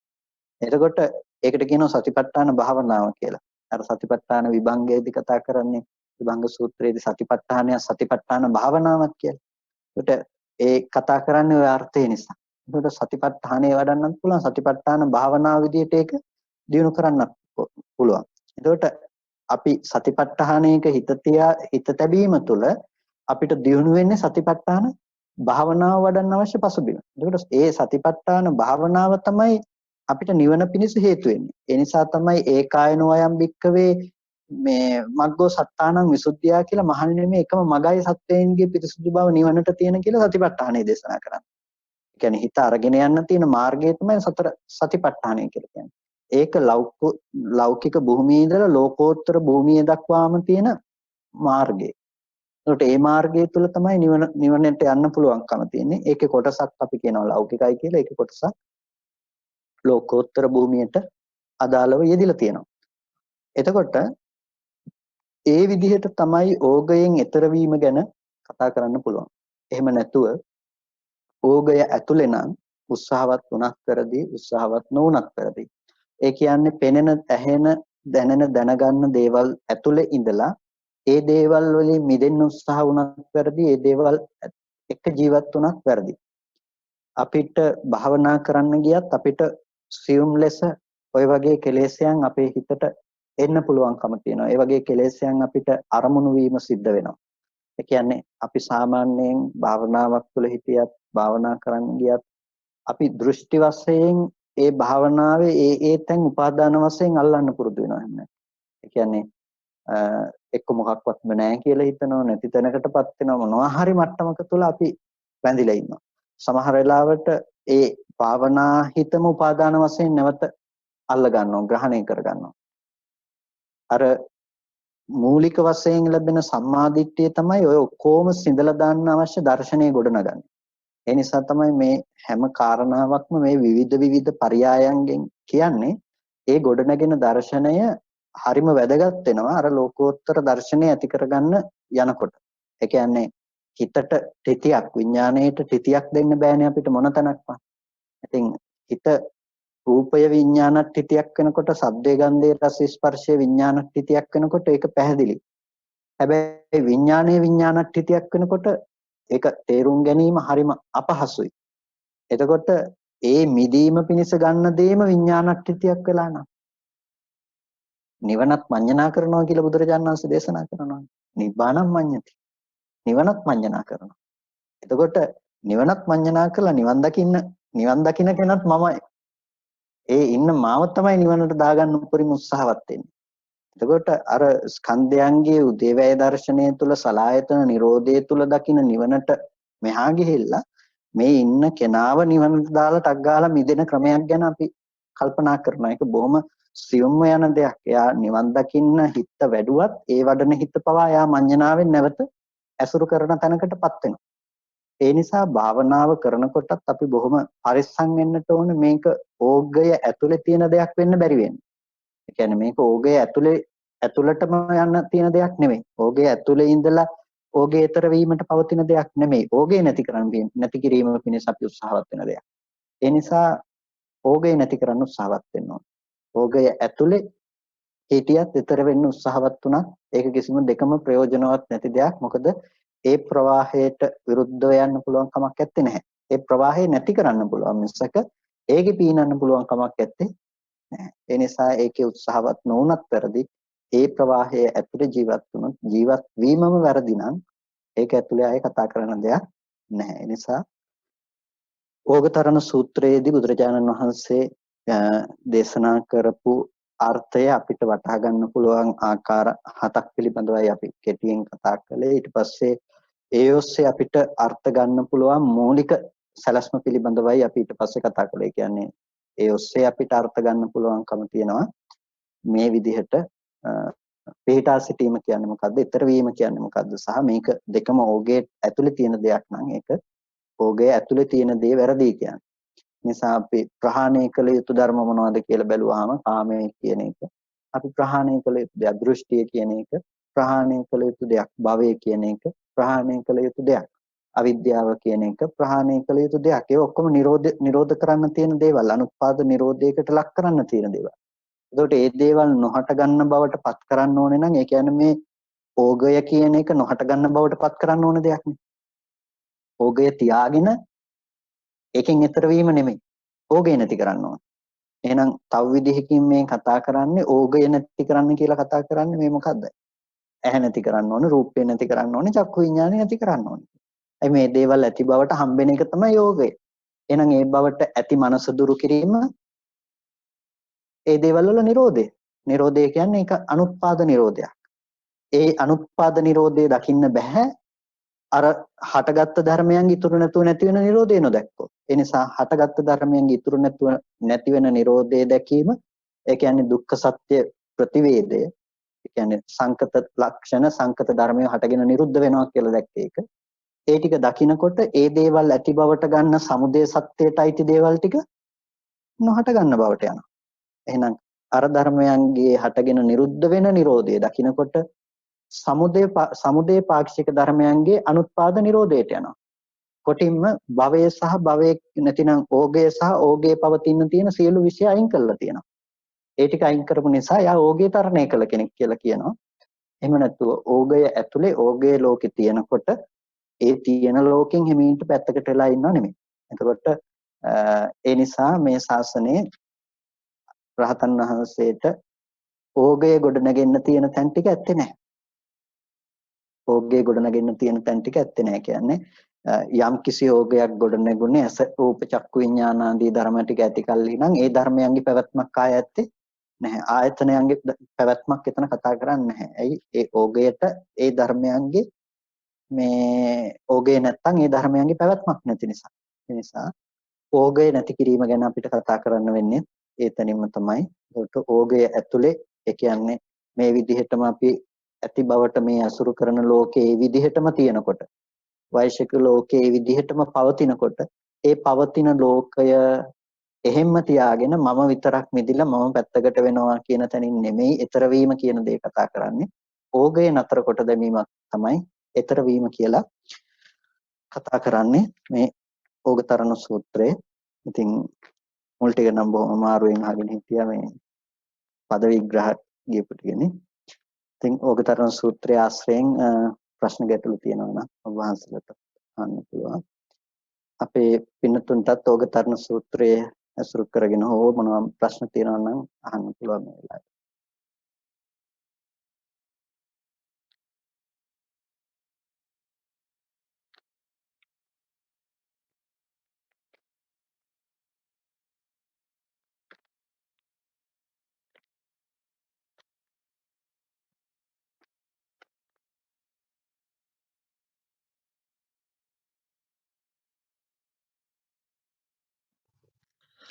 තිරුවන් සරණයි ස්වාමීන් වහන්සේ. ඔව් චමත් මහත්තයා. ස්වාමීන් වහන්සේ මේ දැන් ඔබ වහන්සේ මතක් කර සිටිය අර දිට්ඨියයි වස්තුවයි එකක් ලෙස දකින එක ඒ දකින මිත්‍යා දිට්ඨියෙන් දකින කෙනෙකුට ඒ රළුභාවය නැති කරන්න වස්තුව එකක් දර්ශනය එකක් කියලා පෙන්වන එක ගැන මතක් කරා. ඒ වගේම ඒකට ඔබ වහන්සේ මතක් කරා මේ සතිපට්ඨාන සූත්‍රය වගේ සූත්‍රෙත් කියවෙන්නේ ඇයි කියලා. ඒතර ස්වාමීන් වහන්සේ දැන් පටික්කුල මනසිකාරය එහෙම නැත්නම් ධාතු මනසිකාරය කරනකොට ඒ දෙකක් දර්ශනයයි වස්තුවයි දෙකක් කියන එක තේරෙනවා. ඒතර ස්වාමීන් වහන්සේ දැන් ඔය අපි ගත්තොත් ආනාපාන සතිය එහෙම නැත්නම් ඉරියාපතය වගේ එකදී කොහොමද ස්වාමීන් වහන්සේ ඒක වෙන්නේ කොහොමද කියලා පොඩ්ඩක් පැහැදිලි කර දෙන්න ස්වාමීන් වහන්සේ. ඊට පස්සේ වස්තුව සහ දෘෂ්ටිය වෙන්වීම කියන එක ඉරියව් පැවැත්ම හෝ එහෙම නැතිනම් අපේ ඒ දේ මතම නෙමෙයි කතා කරන්නේ. ආයතනය හට ගැනීම සහ ආයතන නිරෝධය කියන පැත්තෙන් තමයි වස්තුව සහ දෘෂ්ටිය කියන දේ කතා කරන්නේ. එතකොට ඒක ප්‍රායෝගිකව වැඩිම කියන තැනදී අපි හිතමු සක්මන් භාවනාව කරනකොටත් එයා සක්මන අනුව අතපය අරගෙන යෑම ගැන පවත්වන මානසිකාරය නෙමෙයි එතනදී වස්තුව සහ දෘෂ්ටිය මිශ්‍ර නොවීම කියන තැනින් අදහස් කරන්නේ. ඒ තැනදිත් එයාට පුළුවන් මේ මානසිකාරය පවත්වන්න. ඒ කියන්නේ එයාට මේ ඇහැට දකින දේ පිළිබඳව ඇහැට දකින රූපය පිළිබඳව ඇති කරගන්න දෘෂ්ටිය තියෙනවා නම් ඒ දෘෂ්ටිය අනුවම තමයි එයාගේ ක්‍රියාකාරීත්වය තියෙන්නේ. නිසා යාට පුළුවන් ඇවිදින සිදුවීම තුළ ඒ සිදුවීම අත්දැකීමෙන් ඒ සිදුවීම ගැන මානසිකාරය පවත්වන්න. අපි කිව්වොත් උදාහරණයක් ඇටියට ඇවිදින කෙනා ඇවිදින්නේ අපි භවයේ මතයි කියලා කියන්නේ. ඒ කියන්නේ ඔබ ඉදිරිපසින් පෙනෙන දේ ඇති බවට ගත්ත සංකල්පය තුළ තමයි ඔබ ඇවිදින්නේ. ඒ නිසා ඉදිරිපසින් ඔබේ කකුල් දෙක මුල ගලක් තියෙනකොට ඔබ ඉදිරිපස බලාගෙන ඉන්නේ. නමුත් මේ පැත්තේ කකුල ඔසවනවා අර ගල උඩින් අඩිය තැබීම සඳහා. ඒකට දැන් පේන්නේ වෙන දෙයක් ඔබ මෙහි ක්‍රියාත්මක කරන්නේ තවත් දෙයක්. ඒකට හේතුව තමයි අර ඇති බවට ගත්ත සංකල්පනාව කියන එක. එතකොට ඒක කවදාවත් අපිට පෙනෙන දේ සහ දැනගන්න දේ සමග මිශ්‍ර කරන්නේ නැත්නම් ලෝකේ පවතින පැවැත්ම කියන දේ ලෝකේ දැනගන්න දේ එළියේ තියෙන්නේ කියලා පවතින දේ කියලා අපි හිතාගෙන ඉන්නවා නම් අන්න ඒක ඇසුරු නොවන විදිහට සක්මන් කිරීම තුළ උනත් කෙනෙකුට සිහිය පවත්වන්නට පුළුවන්කම තියෙනවා. ඒ ඉරියාපතේ තුල උනා. එතකොට එයා වස්තුව සහ දෘෂ්ටිය එකතු නොවන පැත්ත ගැන මානසිකාරයේ පවත්වනවා. එතකොට මේ මානසිකාරය කියන එක ප්‍රත්‍යක්ෂ ඥානය නෙමෙයි. මේක අනුමාන ඥානය තුල උපදවාගත්ත මානසිකාරයක් පමණයි. එතකොට මේ අනුමාන ඥානය වැඩිම තුල තමයි ප්‍රත්‍යක්ෂ ඥානයක් උපදව ගන්න පුළුවන්කම තියෙන්නේ. කියන්නේ කෙනෙකුට ඒ තුල ප්‍රත්‍යක්ෂ බව උපදව ගන්න පුළුවන්කම තියෙන්නේ ඒ ඔස්සේ එයා මානසිකාරයේ පවත්වනවා නම් විතරයි එයාට ප්‍රත්‍යක්ෂය උපදින්නේ. ඒ කියන්නේ අපිට අයිති නැති වුණත් ඒ කියන්නේ හටගත්තු ධර්ම ඉතුරු නැතුව නිරුද්ධයි කියලා අපිට පේන්නේ ඇහැට පේන දේ නිරුද්ධ වුණ තැනක මම මනසින් උපද්දගත්ත දෙයක් නිසා නේද මෙහි කකුල ඔසවන්නේ කියන එක අපිට ප්‍රායෝගිකව නොපෙනෙන්න පුළුවන් අපිට හැබැයි නුවණින් ඇසුරු කරන්න පුළුවන් එතන. අන්න ඒ නුවණින් බලාගෙන ඒ සක්මන් භාවනාව වුණත් ඒ දේ ඇතුළත ඒ කාරණාව सिद्ध කරන්න පුළුවන්. එතකොට වස්තුව මතට දෘෂ්ටිය පතිත නොවන විදිහට අපි ඒ දේ කරනවා. ඒ කියන්නේ ස්පර්ශය සහ ස්පර්ශ නොවීම කියන එක අපි එතකොට ඒ කියන්නේ ස්පර්ශ වෙන දේ කකුල ස්පර්ශ වෙන තැනත් පෙනීම කියන දේ දෙකක් විදිහට අපි දන්නවනම් ඒ දෙකම දැන ගැනීම කියන තැනින් වෙන වෙන ටික අපි දන්නවනම් ඒ ආයතනයන්ගේ කෘත්‍ය වෙන වෙනම අපිට හමු වෙනවා නම් අන්න එතකොට අපිට මේකේ ගැටලුවක් වෙන්නේ නැහැ. ඒ කියන්නේ අපි සලායතන නිරෝධය පිළිබඳව තමයි එය සාක්ෂාත් කිරීම පිළිබඳව තමයි අපි මානසිකාරයේ පවත්වලා තියෙන්නේ. ඒ නිසා සක්මන් භාවනාව තුළ උනත් කෙනෙකුට පුළුවන් ඒ පැත්තෙන් විදර්ශනා නිස්ෘත මානසිකාරයකට හිත තියන්නට. ඒකට අපි කියනවා සක්මන් භාවනාව තුළ උනත් විදර්ශනා මානසිකාරයක හිත පවත්වනවා කියලා. ඒක සක්මන ඕනනම් කෙනෙකුට සමතේ පැත්තෙන් කරන්නත් පුළුවන්. කෙනෙකුට ඕනේ නම් විපස්සනාව පැත්තෙන් කරන්න පුළුවන්කමක් තියෙනවා. මේ දෙපැත්තෙන්ම මේ භාවනාව කරන්න පුළුවන් කෙනෙකුට. ඉතින් ඒක කෙනකෙනාගේ වඩන ක්‍රමය අනුව පහසුවෙන් සිද්ධ කරගන්න පුළුවන්. පැහැදිලිද දන්නේ නැහැ. පැහැදිලි ස්වාමීන් වහන්සේ. අවසරයි ඔව් ස්වාමීන් තෙරුවන් සරණයි. මේ මට දැනගන්න ඕනේ ඔබ වහන්සේ කියවනේ දැන් අපි ඔය රූපේ උපාදානය කරගෙන ඉන්නකොට එහි ඔය භාවනා කරලා සතර සතිපට්ඨානය වඩනවා. එතකොට අපි ඔය කුණුප කොටස් වශයෙන් වඩමින් ඉන්නවනේ.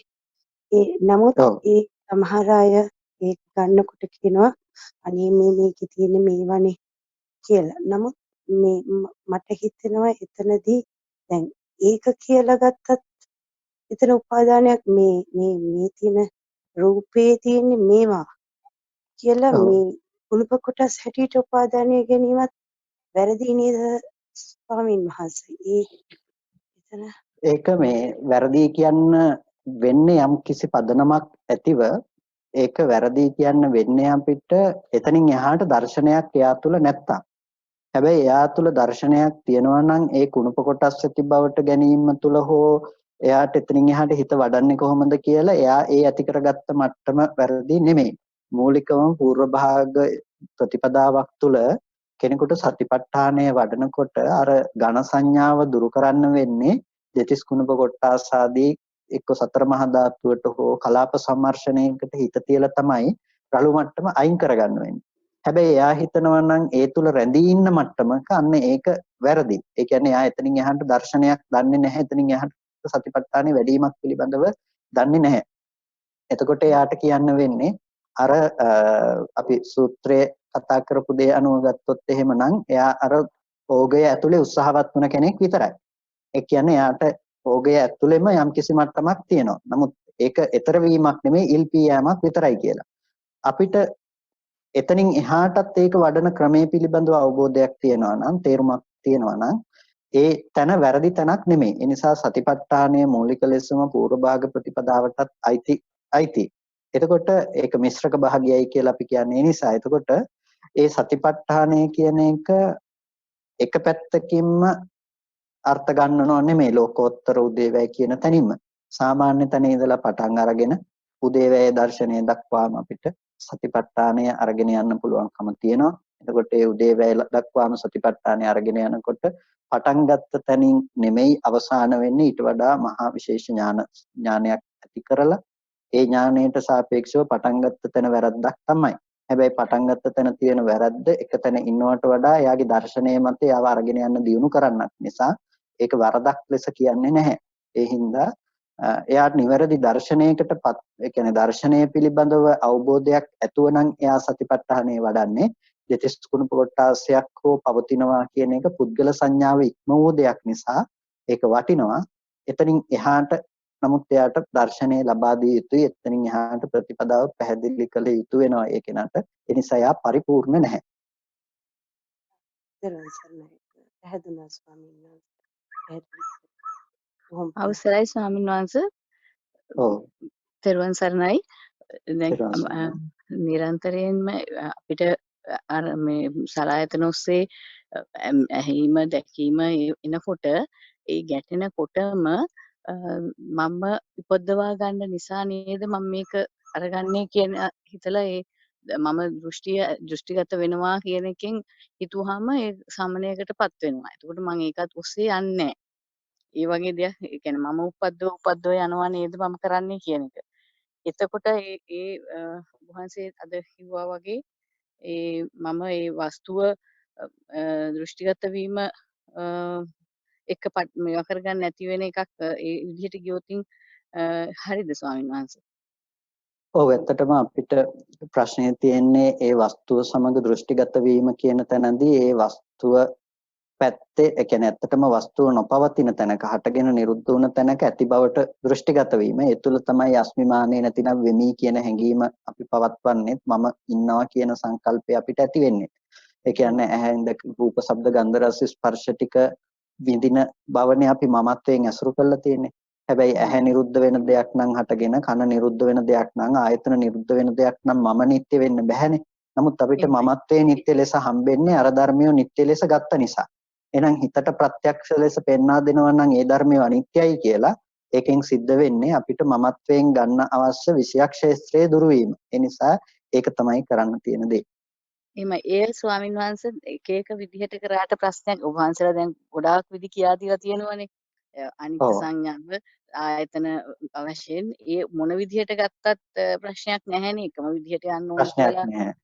නෝන ඔව් ස්වාමීන් ඔව්. වහන්සේ. ඒක කෙනකෙනාට වඩාත් ප්‍රායෝගික වෙන පැත්තෙන් ඒක මේ වැඩි යුතු වෙනවා. එතකොට ඒ කෙනාට ඒ පැත්තෙන් වඩාත් ප්‍රායෝගිකව ඒක දියුණු කරන්න පුළුවන්. ඒ නිසා තමයි බුදුරජාණන් වහන්සේත් වෙන කෙනකෙනාට ප්‍රායෝගික වෙන පැත්තෙන් හැමෝටම එකම කාරණාව දේශනා නොකර එකම කාරණාව විවිධ පැතිවලින් විවිධ පැතිකඩ වලින් විවිධ කාරණා ඔස්සේ පෙන්වලා තියෙන ස්කන්ධ වශයෙන් ධාතු වශයෙන් ආයතන වශයෙන් පටිසමුපාද වශයෙන් කොහෙන් ගියත් අපිට අන්තිමේටම දකින්න තියෙන්නේ මේ ඇයට රූපයක් පෙළ එතන රැවටෙන තැන කනට සද්දයක් ඇහිලා එතන රැවටෙන තැනනේ. හැබැයි ඒක අවබෝධ කිරීම සඳහා විවිධ පරයයන් භාවිතයට ගත්තා. අපිට ඒ ඔක්කොම පරයයන් දැනගන්න ඕනේ කියනවා නෙමෙයි. එක පරයයක් දැන ගැනීම තුළ ස්කන්ධ පිරිසින් දකින්න කියන්නේ ආයතන පිරිසින් දැක්ක කියන එක. ඒ නිසා ඒ එක පරයයක් දැක්කත් ඒක වටිනවා. ඒ කියන්නේ වටිනවා කියන්නේ ඔක්කොම එකයි. එකම තැනකට යොමු වීම පිණිස පවතින දෙයක්. ඒ නිසා ඒකේ වරදක් නැහැ. ඕනම එකකින් එතනටපත් වෙන්න පුළුවන්කම තියෙනවා. එහෙමයි ගොඩාක් පින් ස්වාමීන් වහන්සේ ඔබ වහන්සේලාගේ ධර්ම දේශනා නිසා තමයි මේ විදිහට හිතන්න පුරුදු වුනේ. ගොඩාක් පින් සිද්ධ වෙනවා. තෙරුවන් සරණයි. තෙරුවන් ස්වාමීන් වහන්සේ ඔව් තෙරුවන් සරණයි මහත්තයා. මේ ස්වාමීන් වහන්සේ මේ මානසිකාරය කියන එක ගැන පොඩ්ඩක් පැහැදිලි කරන්න පුළුවන්ද? දැන් අපි දැන් දෙතිස් කුණප ගැන එහෙම මෙනෙහි කරනවා කියපොකෝ. එතකොට එහෙම මෙනෙහි කරනකොට අපි දැන් කේසා ලෝමා කියලා එහෙම කියනකොට අපි ඒ වචනය ගැන කියනවද? එහෙම නැත්නම් අපි හිතින් ඒ සම්බන්ධව මොනවා හරි කියන්නේ ඒකේ ගැන හිතීමක් කරනවද? ඒ වගේ දේ ගැන පොඩ්ඩක් පැහැදිලි කරන්න පුළුවන්ද? මොකක්ද එතනදී ඇත්තටම කළ යුත්තේ කියන එක? ඔව් දෙතිස් කුණප කොට්ටාස වශයෙන් මෙනෙහි කරනකොට අපි කෙස්ලොම් නියද සම්මස්නහර වශයෙන් මානසිකාරය කරනවා. මානසිකාරය කියන්නේ අපි ඒ ගැන අපි හිතනවා කියලා කියන්නේ අපි අපේ මට්ටමින්ම කතා කළොත් අපි ඒ ගැන හිතනවා. එතකොට ඒක හිතන්නේ අපි නුවණින් ඒ ගැන කල්පනා කරන්නේ අපි මීට පෙර කතා කරලා තියෙනවා මට මතක සතිපට්ඨාන විභංග සූත්‍රය කතා කරනකොට අපි කතා කරලා තියෙනවා රූපය පිළිබඳව කතා කළත් ඒ කියන්නේ අපිට කෙස් ස්වභාවය ගැන කතා කරනකොට ඒක අසුබ වුණ පිළිකුල් වුණ දෙයක් විදිහට වඩන්නත් පුළුවන්. ඒ අසුබ වුණ පිළිකුල් වුණ දේ විදිහට වඩන එක රාගය දුරු කර ගැනීමට අපිට උපනිශ්‍රේ වෙන දෙයක්. ඒ වගේම අපි අසුබය සහ පිළිකුල් කියන තැනට වැඩි ප්‍රමුඛතාවය නොදී අපිට පුළුවන් කෙස් කියන ස්වභාවයේ අනාත්ම ලක්ෂණය ප්‍රකට වෙන විදිහට මානසිකාරය කරන්න. එතකොට අපි කෙස්ලොම් නියද සම්මස්නහර වගේ දෙතිස් කුණප කොටාසේ අපි අරගෙන අපි ඒ ඔස්සේ මානසිකාරයේ පවත්වනවා ඒකේ තියෙන අනාත්ම ලක්ෂණය. කියන්නේ ඒක පුද්ගලයෙක් නෙමෙයි කියලා. එතකොට අපිට හම් වෙනවා කලාප සම්මර්ෂණය තුළ එහෙනම් මේ පේන්න තියෙන මේ එකක්වත් හැම ගත්තත් කෙස්ලොම් ටික ගත්තත් එහෙම නැතිනම් මේ ඇතුළත තියෙන අභ්‍යන්තර කොටස් අරගෙන බැලුවත් එකක්වත් මම නොවන පුද්ගලයෙක් නොවන සත්වයක් නොවන ටිකක් ඇති තැනකනේ මේ සත්වයක පුද්ගලයෙක් කියලා පේන්නේ කියන තැනට නුවණ ඇති වෙනකන් ඒ අනාත්ම ලක්ෂණය ප්‍රකට වෙන විදිහට මානසිකාරය පවත්වන්නත් පුළුවන්. එයා මතු කරගන්නේ අසුබය නෙමෙයි අර විදිහේ අනාත්ම සංකල්පය. ඒකට ඒ විදිහට හිතන එකට කියනවා මානසිකාරය කියලා. ඒ මානසිකාරයේ විදිහට එයා දිගින් දිගට මේ ගැන මෙනෙහි කිරීම නැතිනම් හිතීම සිද්ධ කරනවා. ඒකේ හිතීමක් කියන්නේ ඔහේ අපි අර දෙයක් ගැන අපි හිතමු අර මෛත්‍රී භාවනාවට පුරුදු වෙලා ඉන්නේ අපි වාක්‍යයකට සීල සත්වයෝ නිදුක්කෙත්තා නිරෝගී වෙත්තා සුවපත් වෙත්තා දුකින් මිදෙත්තා කියලා අපි හිතනවා. ඒ ටික නිකම්ම සංකල්පයක් විදිහට හිතාගෙන යනවා. හැබැයි ඒ ටික හිතාගෙන ගියා කියලා අපිට ඒක වැඩක් කරලා නැහැ. ඒ වගේ වෙලා වැඩක් නැහැ. අපිට ඒක නුවණින්ම ඒ දේ උපදින්නට ඕනේ. අන්න ඒකට කියනවා නුවණින් මේ මානසිකාරය පවත්වනවා කියලා. එතකොට ඒ නුවණින් ඒක මානසිකාරය කරනකොට අසුබේ පැත්තට වඩන්නත් පුළුවන්. එහෙම නැතිනම් අර විදිහේ අනාත්ම සංකල්පයේ උපදින පැත්තට බලන්නත් පුළුවන්. ඒක හිතින් තමයි වඩාත් දියුණු කළ යුත්තේ. දැන් අපි ප්‍රායෝගිකව සමහර වෙලාවට භික්ෂුන් වහන්සේලාගේ පැත්තෙන් උපදෙස් ආදී ලබා දුන්නොත් අපිට සමහර තැන් දැක්වෙනවා. ඒක වාචිකව අපි පුරුදු කරන්නට කියලා කියන අලු වශයෙන් මේක ප්‍රකට වෙන්නේ නැත්නම් එතකොට වාචිකව කේසා ලෝමා නකාදන්තා කියලා ඒහා සමග යන මානසිකාරයේ සහිතව වාචිකවත් ඒක සජ්ජායනය සිද්ධ කරන්නට කියලා කියනවා. ඒ කියන්නේ මානසිකාරයේ සමග වාචිකව කරන සජ්ජායනයක් විදිහට.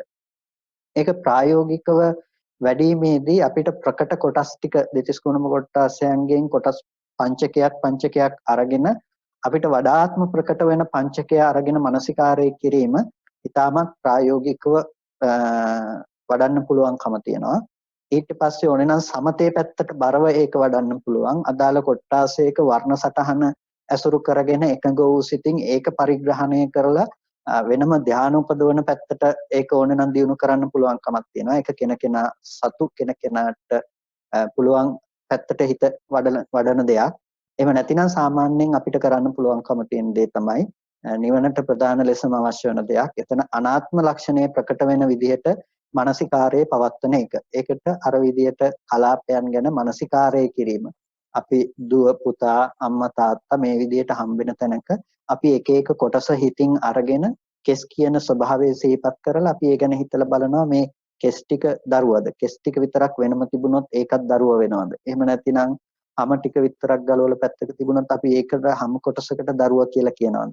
මේ එකක්වත් දරුවා කියන සංකල්පයට දරුවා කියන ස්වභාවයට අයිති නොවන කොටස් ටිකක් නේද පැවතුනේ. එහෙනම් මේ කොටස් ටික ඇති තැනක නේද මම දරුවා කියලා මේ උපද්දගත්තේ. එහෙනම් දරුවා කියන විදීම සම්පූර්ණ සංකල්පමය වශයෙන් උපද්දගත්ත දෙයක් නේද කියලා අපේ ක්‍රමක්‍රමයෙන් අපිට පුළුවන් ඒ ඔස්සේ අපේ මානසිකාරය අර ස්කන්ධයන්ගේ උදේවැය බලන තැනට යනකම් අරගෙන යන්න පුළුවන්කම තියෙනවා.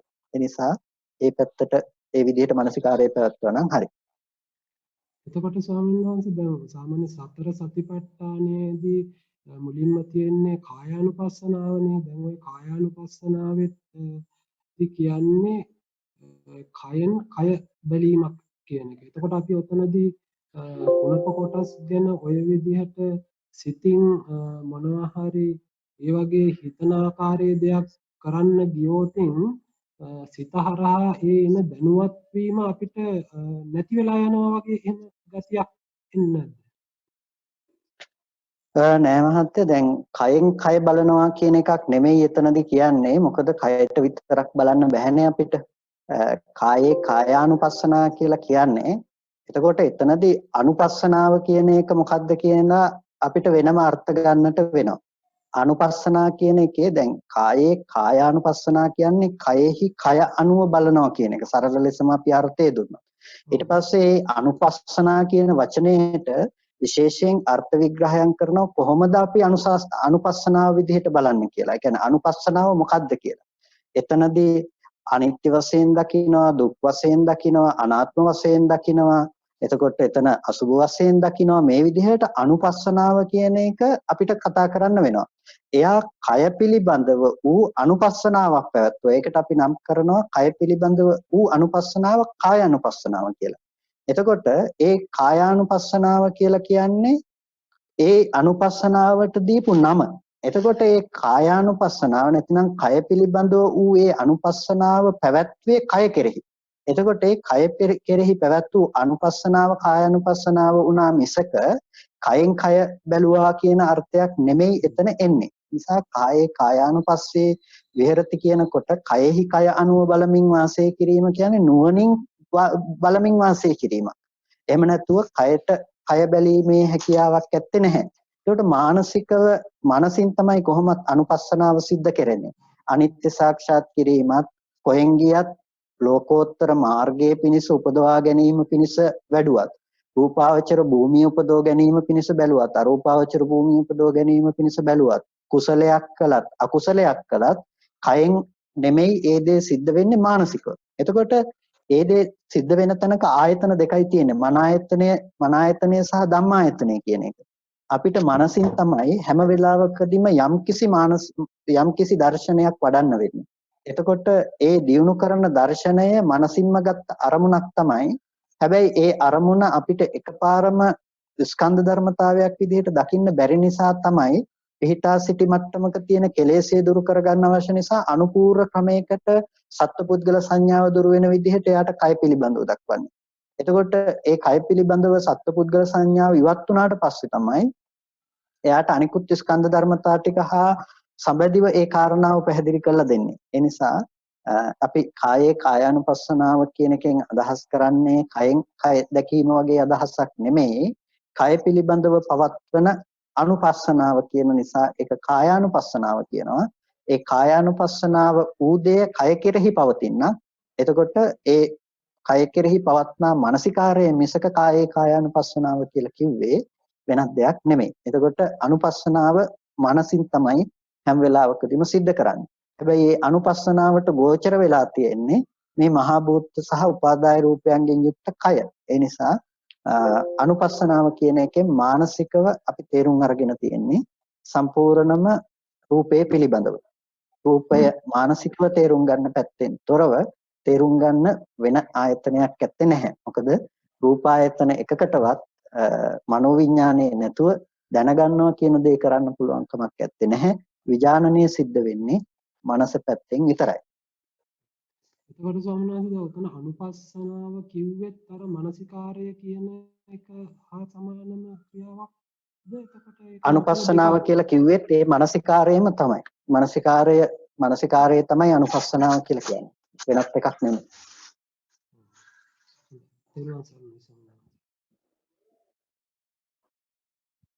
ඒ කියන්නේ අනුපස්සනාව සහ මානසිකාරය කියලා කියන්නේ දෙකක් නෙමෙයි. මානසිකාරයේ පැවැත්වීමම තමයි අනුපස්සනාව කියලා කියන්නේ. කය අනුව මෙනෙහි කිරීමම කායානුපස්සනාව කියනවා. ඒ කය පිළිබඳව මානසිකාරයේ පැවැත්වීම කායානුපස්සනාව, වේදනාව කෙරෙහි මානසිකාරයේ පැවැත්වීම අපි වේදනානුපස්සනාව කියලා කියනවා. එතකොට ඒ අනුපස්සනා කියන වචනය තුල අදහස් කරන්නේ මේ මානසිකාරය කියන තේම තමයි. එතකොට ඒ මානසිකාරය අපි යෝනිසෝ මානසිකාරය කියලා කියන්නේ. ඒක තමයි යෝනිසෝ මනසිකාරය. එතකොට මේ යෝනිසෝ මනසිකාරය තුල ඒ සියල්ලම ඇතුළත් වෙලා තියෙනවා. ඒ කියන්නේ හිතනකම අනිත්‍ය වශයෙන්, දුක් වශයෙන්, අනාත්ම වශයෙන් හිතනකම ඒ ඔක්කොම යෝනිසෝ මනසිකාරය කියන එකට ඇතුළත්. ඉතින් ඒ අනුපස්සනාව මනසිකාරයම තමයි. ඒ දෙකක් නෙමෙයි එකම අර්ථයෙන් කියන්නේ. ඒ යෝනිසෝ මනසිකාරය කියන තැනදී ස්වාමීන් වහන්සේ දැන් අපිට දැන් හිත හරහානේ මේ සියලුම දැනුවත්කම් ලැබෙන්නේ. එතකොට අපි ලැබෙන දේවල් අපි සිත ඒ කියන්නේ සිතුවිලි ඔස්සේ හිතන්න ගියොතින් අපිට අනිත් ඒ අවස්ථාවේදී මේ ඉන්ද්‍රියන් හරහා ලැබෙන අනිත් දැනීම නැති වෙනවා වගේ එහෙම වෙන්නේ නැද්ද? අනිත් දැනීම නැතිවීමක් නෙමෙයි. මොකද ඉන්ද්‍රියන් හරහා වෙන අනිත් දැනීම දැනගන්නෙත් අපි සිත හරහාමනේ. ඒ නිසා ඉන්ද්‍රියන් පිළිබඳව දැනගන්න අනිත් දැනීම නැතුව යෑමක් වෙන්නේ නැහැ. අපිට අනිත් දැනීම ඇති බවට ගත්ත වැරදි සාගත සංකල්පනාව දුරු වීමක් සිද්ධ වෙනවා. ඒකනේ අපිට දුරු කරගන්න ඕනේ.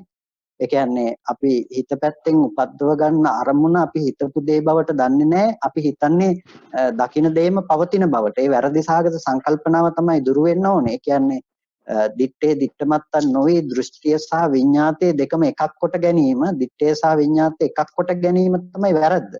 ඒ නිසා මේ දෙක දෙකක් කොට දැක්කොත් එහෙම මේ විඤ්ඤාතයේ විඤ්ඤාතයක් විදිහටත් දැකීම දැකීමක් විදිහටත් දකිනවා. අන්න ඒ දේ දෙකක් විදිහට දකිනකොට ඒක එකක් විදිහට පේන්නේ නැහැ. ඒ නිසා බලන්නට ඕනේ මේ විදිහට අපි මේ දෙකම එකක් කරගත්ත වැරදි සංකල්පනාව දුරු වෙන විදිහට මානසිකාරයේ පැවැත්විය යුතුයි. එතකොට ඒ මානසිකාරය කියන එකෙන් අපි දැකලා තියෙන්නේ නිවන කියන දේ ප්‍රකට වෙන විදිහට මාර්ගයේ උපදින විදිහට. ඒ නිසා මාර්ගය කියන එකටත් අදාළ කරන්නේ ආයතන දෙකක පැවැත්මක් කියන තැනින්නේ. මන ආයතනයයි ධම්මායතනයයි. එක විඥාන ධාතුවයි මනෝ විඥාන ධාතුව විතරයි. මනෝ විඥාන ධාතුවෙන් තොරව අනිත් විඥාන ඇති බවට කතා කරන්නේ නැහැ. මොකද විපාකයේ තුල අනිත් විඥාන තිබුණට ඒ විඥානේ නිවන් දැකීමට අවශ්‍ය වෙන එකක් නෙමෙයි. මාර්ගයකදී මනෝ විඥාන ධාතුව පමණයි. ඒ මනෝ විඥාන ධාතුවට ඇසුරු වෙලා තියෙන්නේ අර සංකත ධර්මයන්ගේ Nirodhe කියන දේ. හොඳයි. තෙරුවන් සරණයි ස්වාමීන් වහන්සේ. තෙරුවන් සරණයි ස්වාමීන් වහන්සේ.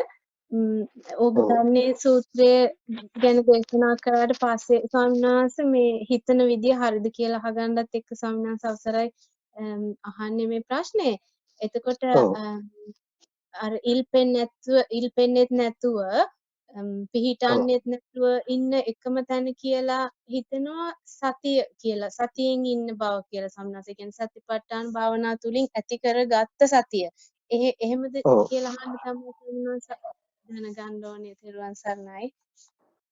ඔව් සතිපට්ඨානය තුල ඉඳීමම තමයි අපි කතා කළේ. ඒකයි අපි අර කිව්වේ ටිකක් සැඩපහරට හසු වෙලා නැති හරියක් වගේ තමයි ලෞකිකව ඒ කියන්නේ සැඩපහර අඩු තැනක් තමයි ලෞකිකව වැඩෙන සතිපට්ඨානය කියලා. ඒ වගේම එතනින් එහාට යන දෙයක් තමයි ලෝකෝත්තර වශයෙන් අපි වඩන සතිපට්ඨානය කියලා කියන්නේ. එතකොට ඒ සිහිය සහ නුවණ තමයි ඕගේ නතර කිරීම පිණිස පවතින එකම මාර්ගය කියලා අපිට කෙටියෙන්ම හඳුන්වන්න පුළුවන්කම තියෙනවා. සිහිය සහ නුවණ කියන එක.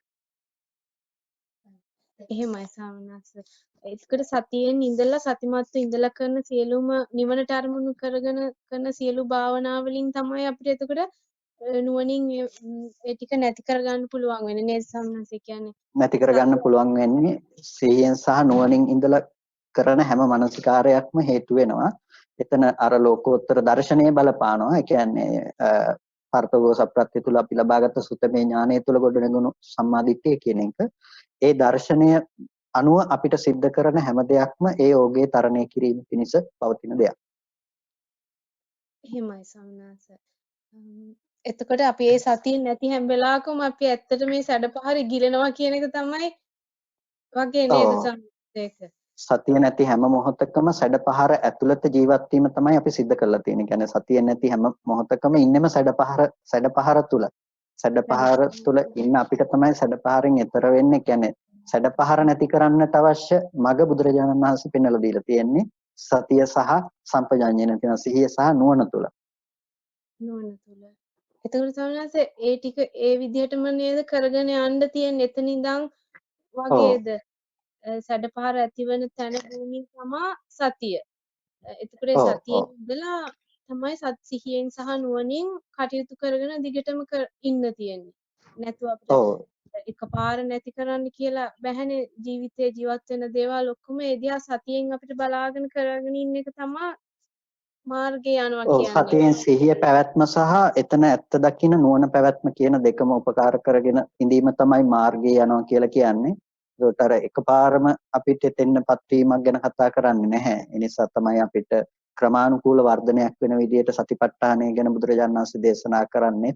ඤෙය්‍ය පුද්ගලයෙකුට ප්‍රතිපදාව වැඩෙන විදිය ගැන ධර්මයේ තුල සඳහන් කරන්නේ. ඒ නිසා අපිට ඒක ක්‍රමානුකූල ලෙස ඒක දියුණු කරන්නට අවශ්‍යයි, වර්ධනය කරන්නට අවශ්‍යයි. අපි වර්ධනය කරන තරමට නුවණ පවත්වන තරමට තමයි ප්‍රත්‍යක්ෂය අපිට ලං වෙන්නේ.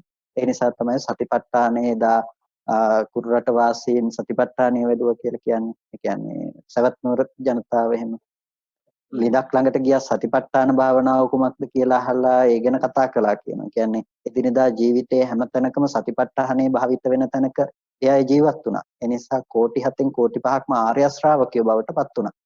එහෙම තියෙන තැනකනේ ප්‍රතිපදාව ඉපදිලා තියෙන්නේ. ඉතින් අපිත් වඩන්නට අවශ්‍ය වෙන්නේ ඒ විදිහටම නිරන්තර සිහිය සහ නුවණ පැවැත්මක් කරන්නට ඕනේ.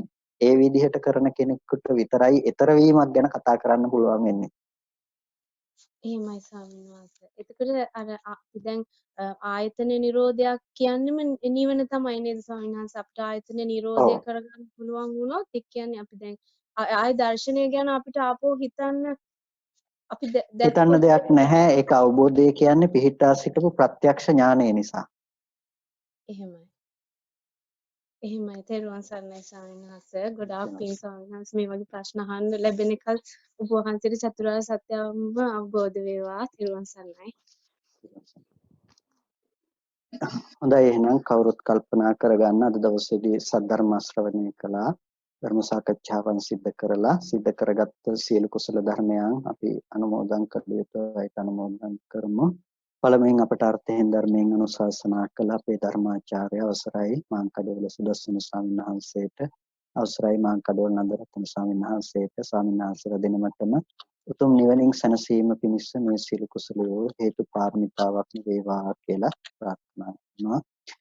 ඒ වගේම මේ ස්ථාන අධිග්‍රහිත ඉෂ්ඨකාරකාදී සීල දේවගණ සමූහයා මේ පින් සතුටින් සාධනාවෙන් අනුමෝදන් වේවා. දෙවියන්ටත් මේ පින් උතුම් නිවනින් සැනසීමටම හේතු පාරමිතාවක්ම වේවා කියලා සාදු කියලා දෙවියන්ට පින් දෙන්න. ඒ වගේම සියලු ඥාතීනුත් අපි සිහිපත් කරනවා. සියලුම ඥාතීන්ටත් මේ පින් අනුමෝදන් කරමු. විශේෂයෙන්ම තරණාගම කුසල ධම්මනායක මාහිමිපාණන් වහන්සේට පුණ්‍යානුමෝදනා කරන්නට කියලා සිහිපත් කළා. අපේ ගෞරවනීය ස්වාමීන්ද්‍රයන්න් වහන්සේටත් අපි විශේෂයෙන් පුණ්‍යානුමෝදනා කරනවා. අපේ මේ පින්නතුන්ට එංගලන්තයේ සිටින සියලු පින්නතුන්ට ඒ ධර්මාලෝකය ලබා ගැනීම සඳහා අවශ්‍ය ඒ සියලුම පදනම සකස් කිරීමෙන් ගෞරවනීය නායක මාහිමිපාණන් වහන්සේ ප්‍රදාන කරගත් සෑම සියලු දෙනා නමින් මේ පරිලෝකීය සියලුම ඥාතීන්ටත් මේ කාලවක වානුව තුළ මිය පරලෝක ගිහිල්ලා ඉන්න පින් බලාපොරොත්තු වෙන සියලු සත්ත්වකට මේ පින් සතුටින් සාදුනාදෙන් අනුමෝදන් වන්නට ලැබේවා. හැම දිනාටම උතුම් නිවනින් සැනසෙන්නටම මේ පින හේතු පාරමිතාවක්ම වේවා කියලා සාදු කියලා. ඒ වගේම මේ සියලුම කුසල ධර්මයන් අපි අනුමෝදන් කරනවා. විශේෂයෙන්ම මේ කටයුත්තට දායක වුණ සෑම සියලු දෙනාටම පුණ්‍යානුමෝදනා කරනවා. සම්බෝධි විහාරයේ අපේ අවසරයි මඩුගල්ල මහානාම ස්වාමීන් වහන්සේට, ඒ වගේම අපේ ඩොන් මහත්මයා, ඒ වගේම මද්රිකාම සමන් මහත්මයා ඇතුළු සියලු දෙනාට අපේ ලංකාවෙන් ඒ පිළිබඳව කසුන් මහත්මයා අනුරාධපුර ඇතුළු ඒ සියලුම පින්වත් පිරිසට, ඒ වගේම විශේෂයෙන්ම අපිට පහුගිය දවස්වල ආරාධනාවක් කෙරුණා ඕස්ට්‍රේලියාවේ පින්තුන්ටත් දේශනාවක් පවත්වන්නට ඕනේ කියලා. මම ඒ ඇත්තන්ටත් මේ වැඩසටහනටම සම්බන්ධ කරගන්නට කියලා සිහිපත් වුණා සම්බන්ධ වෙන්නට කියලා. ඒ ආරාධනා කළ ඒ ඕස්ට්‍රේලියාවේ ඉන්න සියලුම පින්වත් පිරිසටත් මෙල්බන් ආදී සියලුම පින්වත් පිරිසටත් අපි විශේෂයෙන් පුණ්‍යානුමෝදනා කරනවා. සහ සම්බන්ධ වුණ ඔබ සෑම සියලු දෙනාටම ලංකාවේ සම්බන්ධ වෙන සියලු දෙනාටම අපේ සේනාසනයේ ස්වාමීන් වහන්සේලාට සියලුම දෙනාට නිදුක් නිරෝගී සුවපත් භාවය චිරජීවනයේ සැලසේවා. කායික මානසික සැනසෙල්ල ඇති කරගෙන අමා මහ නිවනින් සැනසෙන්නටම මේ කුසලය හේතු පාරමිතාවක්ම වේවා කියලා සාදු කියලා පින් අනුමෝදන්. සාදු සාදු සාදු.